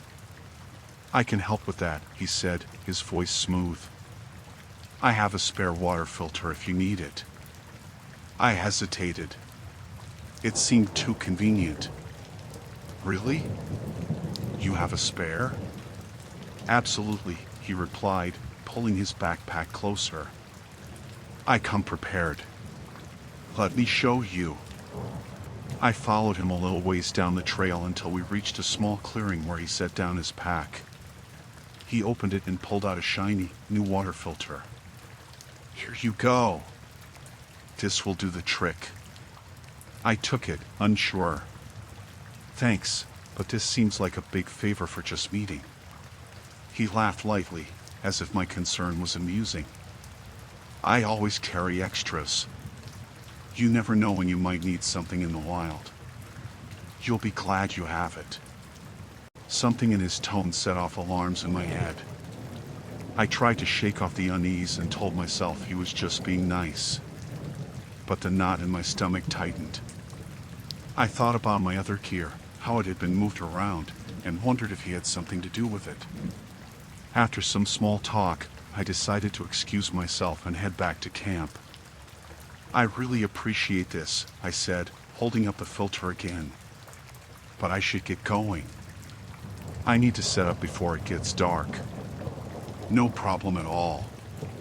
Just remember, if you need anything else, I'll be around," he replied with a smile. But it didn't feel genuine. As I made my way back, I kept looking over my shoulder, half expecting to see him following me. I finally arrived at my campsite, the air thick with tension. I went inside my tent, clutching the water filter tightly, trying to shake off the feeling of unease. I unpacked my gear, rearranging everything to make sure nothing else was missing. But then I noticed something. My first aid kit had been opened. The supplies inside were scattered, not just moved. It was as if someone had been searching for something. I felt my heart race as the reality sank in. Someone had been tampering with my gear. I looked outside but saw no sign of the other hiker. I forced myself to breathe deeply, reminding myself that I had not seen him again. I tried to focus on my surroundings, the sounds of nature settling me a bit. But it did not last long. As night fell, the anxiety returned. I decided to pack everything up and leave my campsite, moving to a more populated area in the park. I figured the trails near the visitor center would be safer. I took one last look around to ensure I had everything, and as I zipped up my bag, I felt a presence behind me. Turning around, I was met with the same hiker, standing a few feet away. "Hey, thought I might find you here," he called out, his smile wide, too wide. Yeah. Just getting ready to head out," I replied, trying to keep my voice steady. "Why would you leave? The night is so beautiful. You should stay. You can't miss the stars," he said, taking a step closer. "No, I think I need to go. I don't want to hike in the dark." He raised an eyebrow. "You really think you'll be safe out there? What if someone else finds you?" That line sent a chill through me. "I'll be fine," I said, forcing myself to move past him. I could feel my heart racing, fear pushing me forward. As I walked away, I could hear him behind me, still talking, but I didn't look back. I picked up my pace, moving toward the main trail, and then I heard it, the sound of his footsteps following. He was still behind me. The panic surged as I picked up my pace even more, my mind racing with what to do. I could not let him catch up. I didn't want to think about what he might do if he did.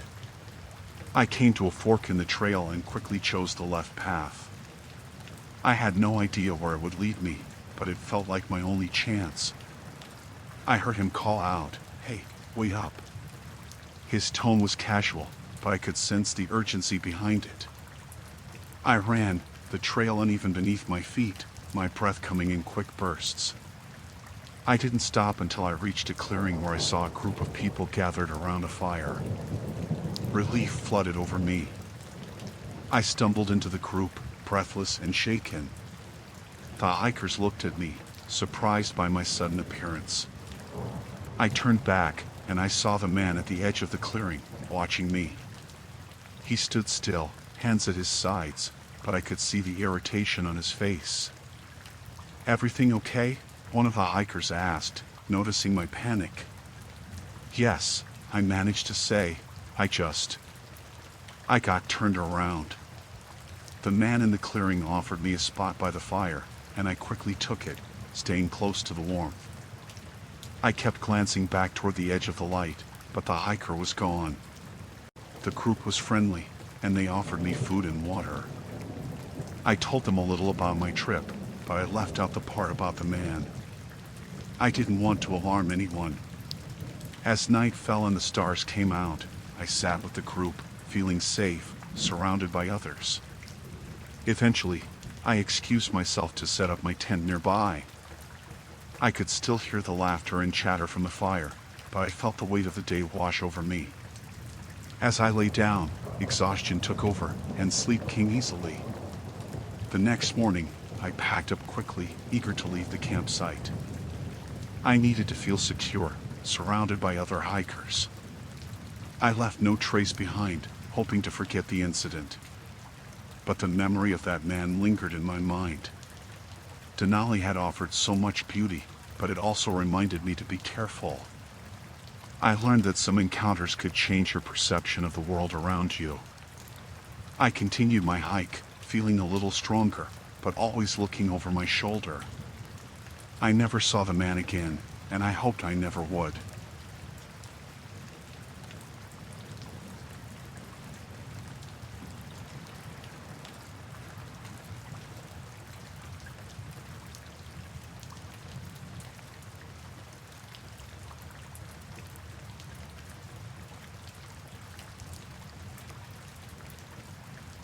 I went down to Everglades National Park to spend a day kayaking on my own. I liked the feeling of being out in the wild by myself.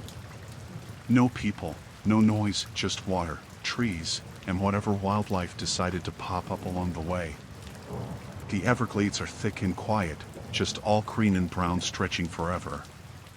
Most people take boat tours, but I wanted to go up by myself, move slow, take it all in. I started early. The air was sticky and warm already, but that's Florida for you. I had packed light, just a small bag with water, a snack, and my phone in a plastic case, just in case I dropped it in the water. It was quiet, that kind of quiet that feels thick and heavy. You could hear every little splash or rustle. It must have been around noon when I was deep into the trails, navigating through narrow channels where the trees formed a kind of tunnel over me.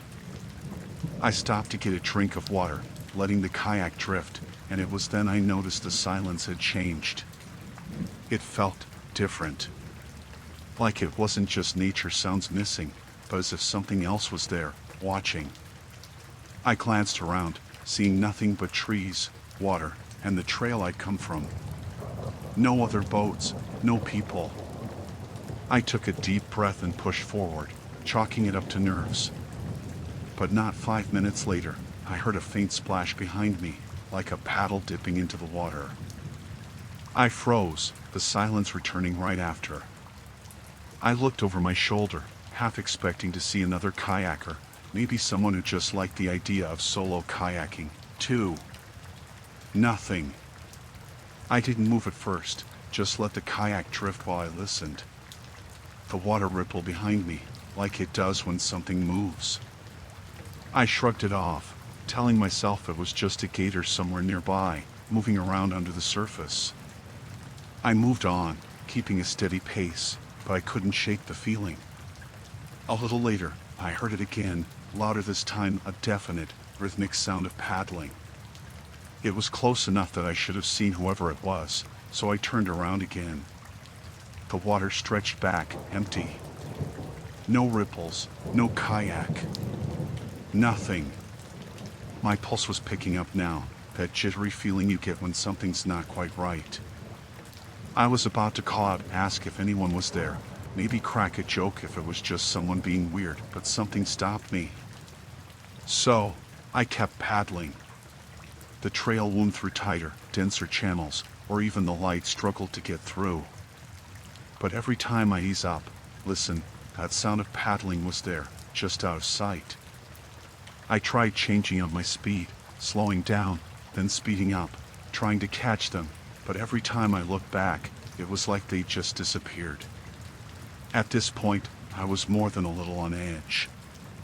It didn't make sense. If someone was out here with me, I would have seen them by now. I paddled hard, hoping to leave whoever it was behind, but when I stopped again, there it was, that soft, steady splash behind me. And it was closer. This time, I spun around fast, searching for any sign, any ripple. And there it was, just a shadow, darting between trees, slipping around a bend in the water. I couldn't make them out, just the outline of a kayak, but it was enough to know I wasn't alone. I started to think I should turn back, but the thought of passing this person on the way made my stomach knot. I decided to just keep going, thinking the trail looped around eventually. The sound would fade, then come back, closer every time. The last time I heard it, it was almost right behind me. I kept glancing back, trying to catch a glimpse, but the kayak was always gone the moment I looked, like they knew the exact second I was going to turn around. I thought of yelling out, calling for help, but I wasn't sure who'd even hear me. My phone had no service, and I didn't want to stop long enough to try finding a signal. The sun was starting to sink low. I knew I didn't have much time before the light started to go.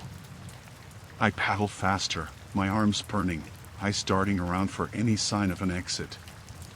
I was hoping I'd come across a ranger or another kayaker, but there was nothing, just the quiet and that steady, creeping sense of being followed. I came around a bend, and there, in the middle of the water, was another kayak. It was facing mine, dead still. I couldn't make out their face. They were wearing a white-brimmed hat pulled down low, casting a shadow. Their paddle lay across their lap, and they just sat there, waiting. I gripped my own paddle, heart hammering in my chest, wondering if they were going to say something, explain why they'd been trailing me. But they didn't move, didn't say a word, just kept their face down, hidden. Then, without a sound, they lifted their paddle and turned, slowly gliding back into the thick trees and shadows. It was like they wanted me to follow them, like they were leading me somewhere. But I stayed put, watching until their kayak disappeared around the bend, the water still behind them. I waited a few seconds before turning my own kayak and paddling in the opposite direction, faster than I ever thought I could. I didn't care if I was going the right way or not, I just wanted to get out, back to somewhere safe, anywhere with people.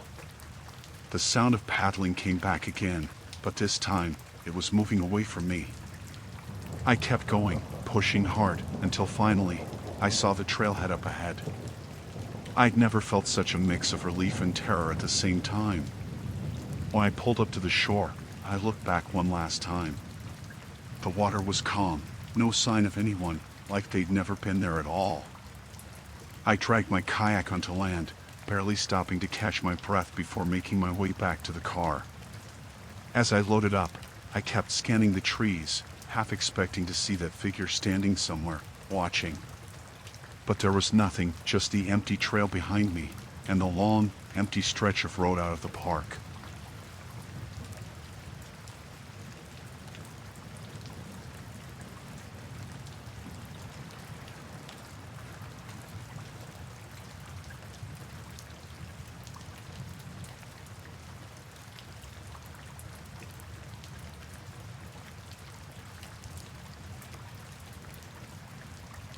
I'd been hiking Mount Rainier alone, just taking a few days to clear my head.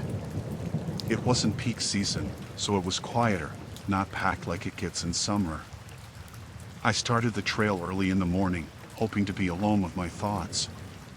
The first couple of hours were peaceful, just me, the trees, and the crunch of gravel under my boots. Around midday, I stopped to get some water and check my map, and that's when I noticed someone up ahead, a little down the path.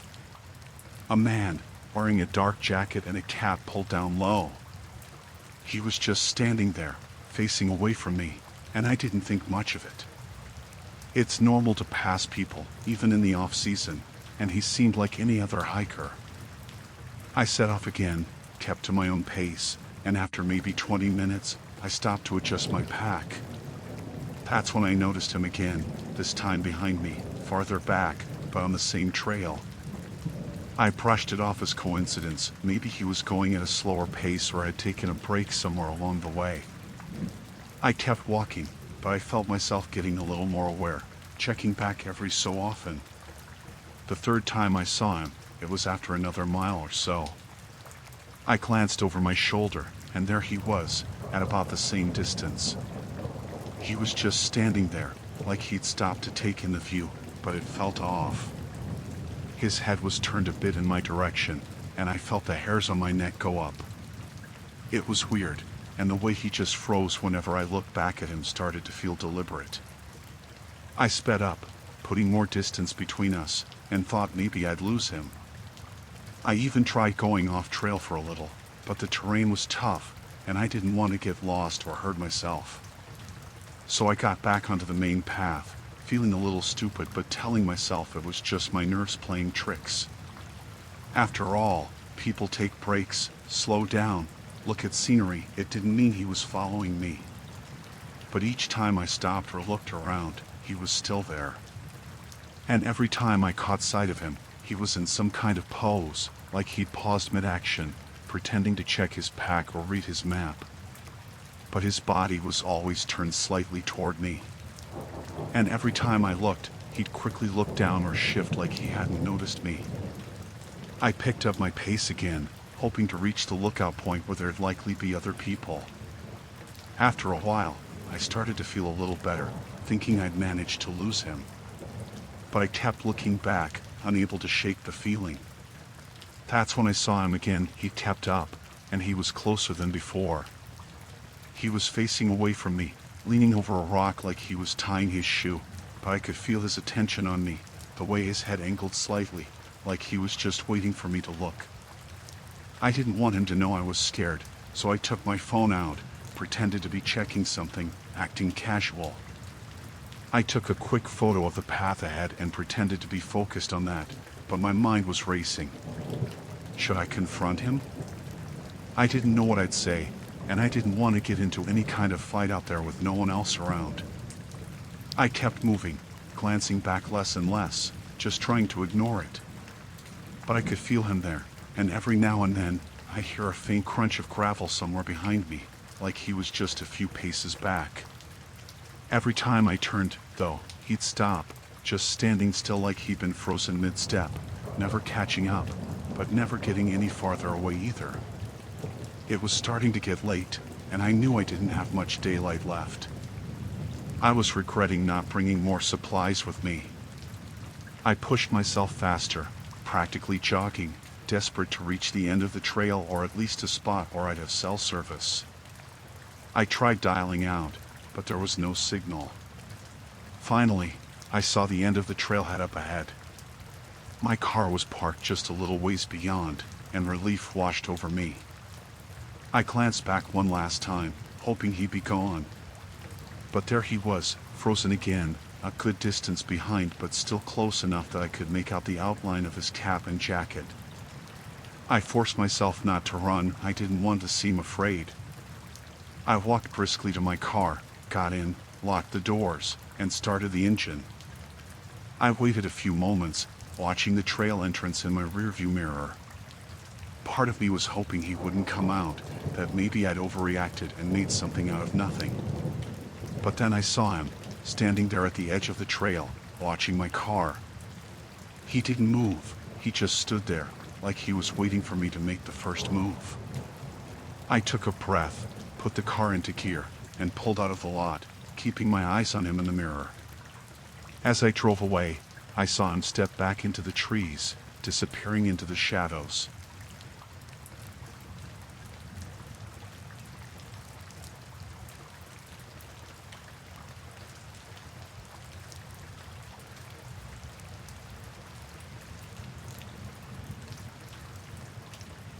I'd been planning the solo trip for a while. Redwood National Park is one of those places you hear about, with trees so tall and thick it feels like stepping into a different world. I'd been hiking solo for years and thought I'd be fine. I'd mapped out a couple of trails I wanted to follow, some less common ones that wound deeper into the trees. I wanted a quiet, peaceful experience, just me in the forest. Everything was fine for the first couple of hours. The air was cool, the trees stood like silent giants around me, and there wasn't another person in sight.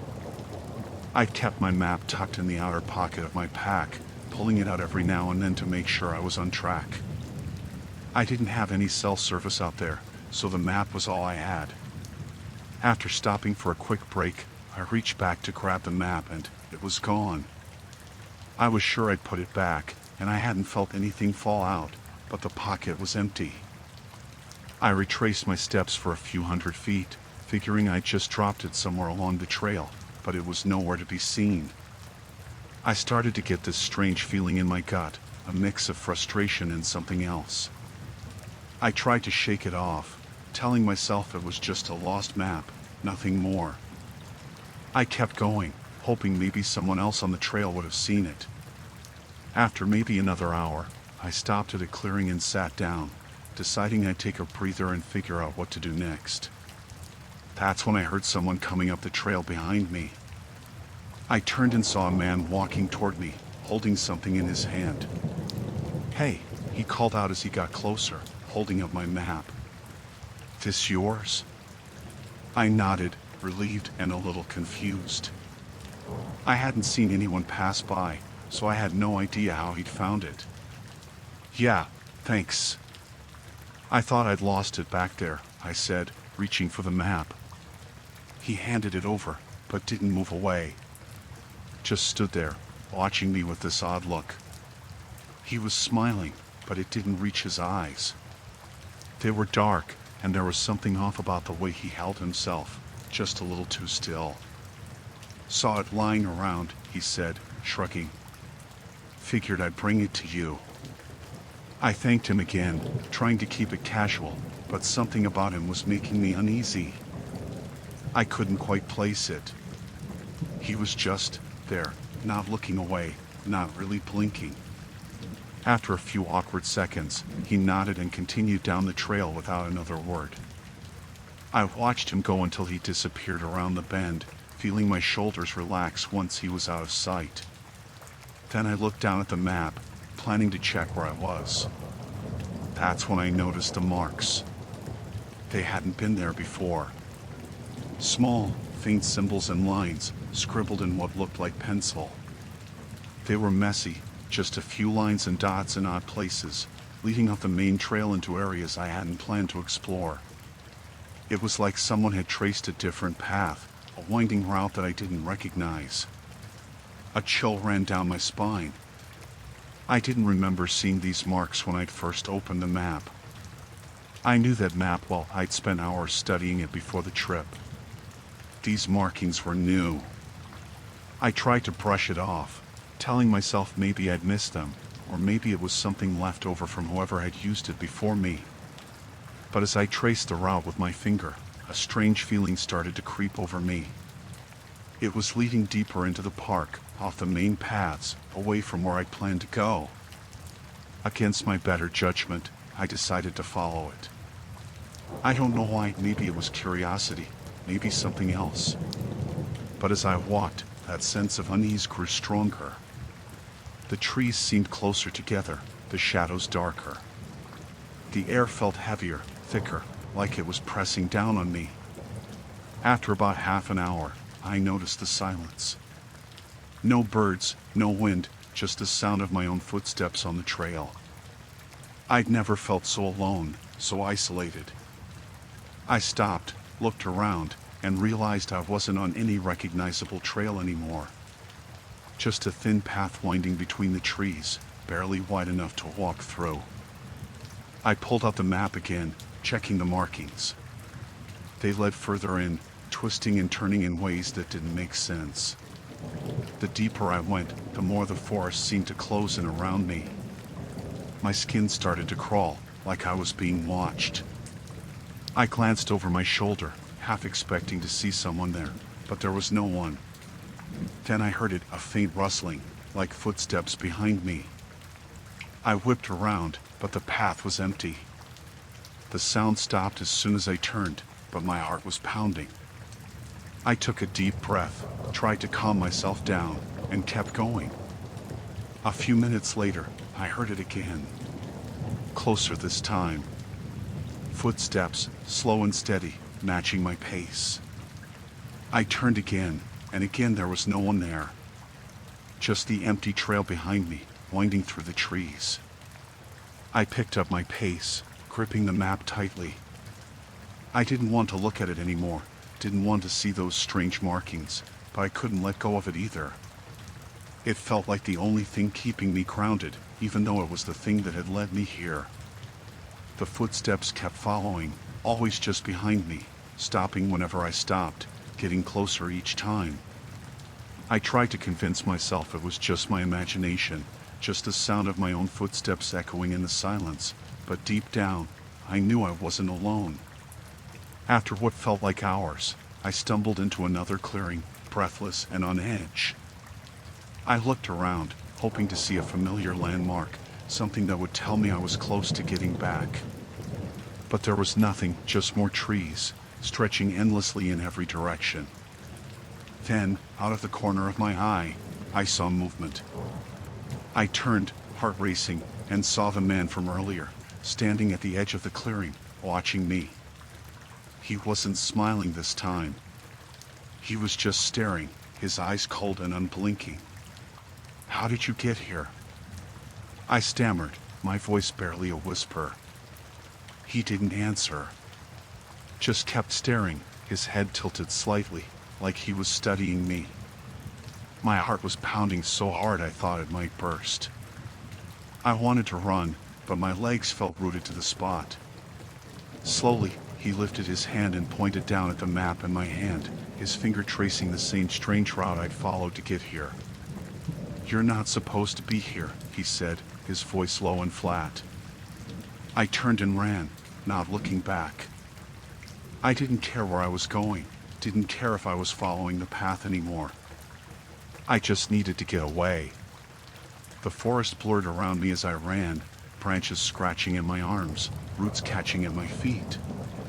The footsteps were right behind me now, fast and relentless, keeping pace with every step.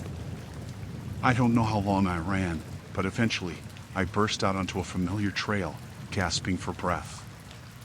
I didn't stop, didn't look back until I reached the trailhead, where my car was parked. Only then did I turn around, half expecting to see him standing there, watching me. But there was no one. Just the empty trail stretching back into the trees, as if nothing had happened. I climbed into my car, threw the map onto the passenger seat, and drove away as fast as I could. I didn't look at it again until I got home. When I finally unfolded it, the strange markings were gone, vanished without a trace.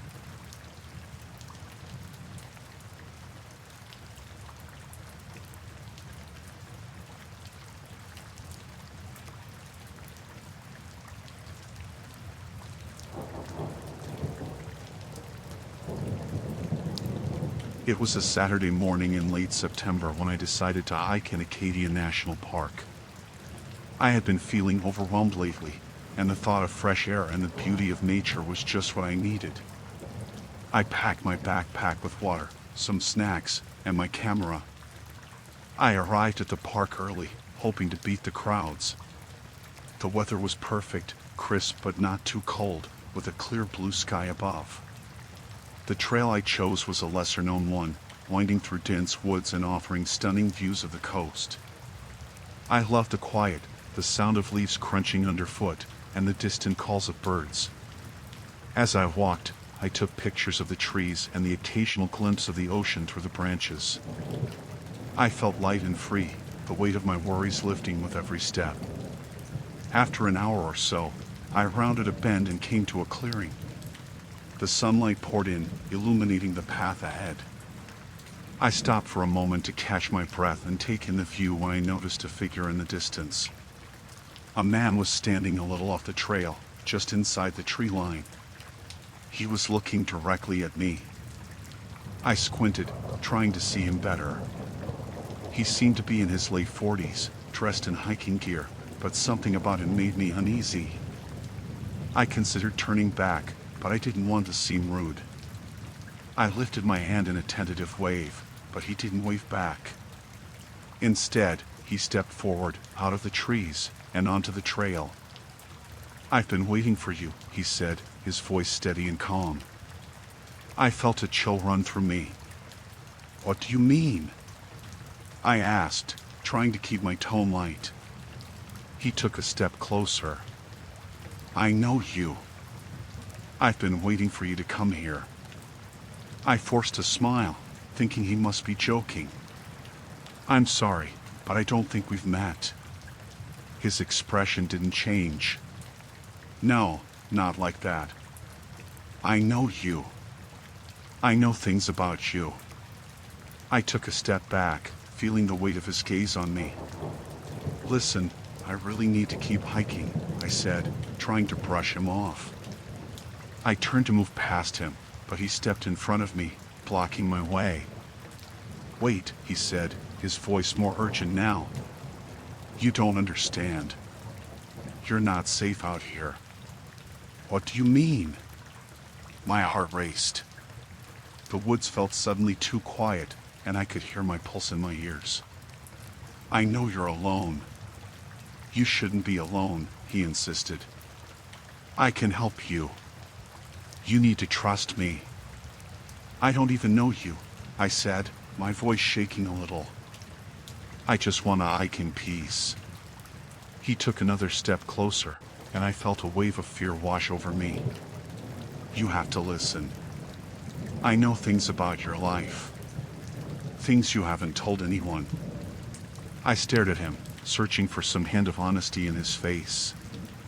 "How do you know anything about me?" He smiled then, but it didn't reach his eyes. "I just do. I've been watching you. You need to listen to me. I can protect you." The weight of his words settled around me like a fog. My instinct screamed at me to get away. I took another step back. "I'm sorry, but I really have to go." He moved again, stepping into my path, blocking my way. "I won't let you leave. You don't understand. There are things out here. People who will hurt you. I can help you. Just let me show you." My heart raced. I felt trapped. The forest around us was still, and I could sense the danger radiating off him. "You're scaring me," I said, trying to sound firm, but I could hear the tremor in my voice. "Don't be scared," he said, his voice suddenly softening. "I'm here to help. I've been waiting for you to notice me. You need to trust me. I know you are going through things, and I can help." The way he spoke sent shivers down my spine. I felt like a deer caught in headlights. My mind raced through my options. I could try to push past him, but he was taller and more solid than I was. I could scream, but who would hear me? "I really have to go now," I said, my voice firmer. I glanced to my right, looking for an opening, any way to escape. I took a deep breath, trying to keep my panic at bay. "You are not listening," he said, raising his voice. "I'm telling you that I can help you. You don't have to do this alone." Before I could think, I ducked to the left and ran. I didn't look back. I could hear him call out after me, but I kept moving, pushing myself to go faster. The trail narrowed, and branches scratched at my arms as I ran, but I didn't care. I had to get away. My heart pounded in my chest, my breath coming in quick bursts. I could still hear him behind me, but I didn't dare look back. I focused on the trail ahead, willing myself to keep going. I could see the trees thinning in the distance. The sound of his footsteps faded slightly, but I could not let my guard down. I stumbled but caught myself. I was close to the clearing where I had first seen him. I thought of all the people who might be around, the cars in the parking lot, the park rangers. I needed to reach them. As I burst into the clearing, I didn't stop. I kept running until I reached the edge of the trail, where it met the parking area. My heart was racing, and I could see my car in the distance, just a little farther now. I finally reached my car, fumbled with the keys, and jumped inside. I locked the doors and took a moment to collect myself, glancing around for any sign of him. After a moment, I spotted him standing at the edge of the woods, just beyond the clearing. He was watching me, a shadow among the trees. I could see that unsettling smile on his face again. I felt the panic rise in my chest, but I quickly started the engine and pulled out of the lot, not looking back. I drove away as fast as I could, adrenaline surging through me. I felt shaky and relieved all at once. I had escaped. I had gotten away. I never returned to that trail. The memory of his words haunted me for weeks, but I learned to be more careful. I realized that sometimes the most innocent places can hold the most danger.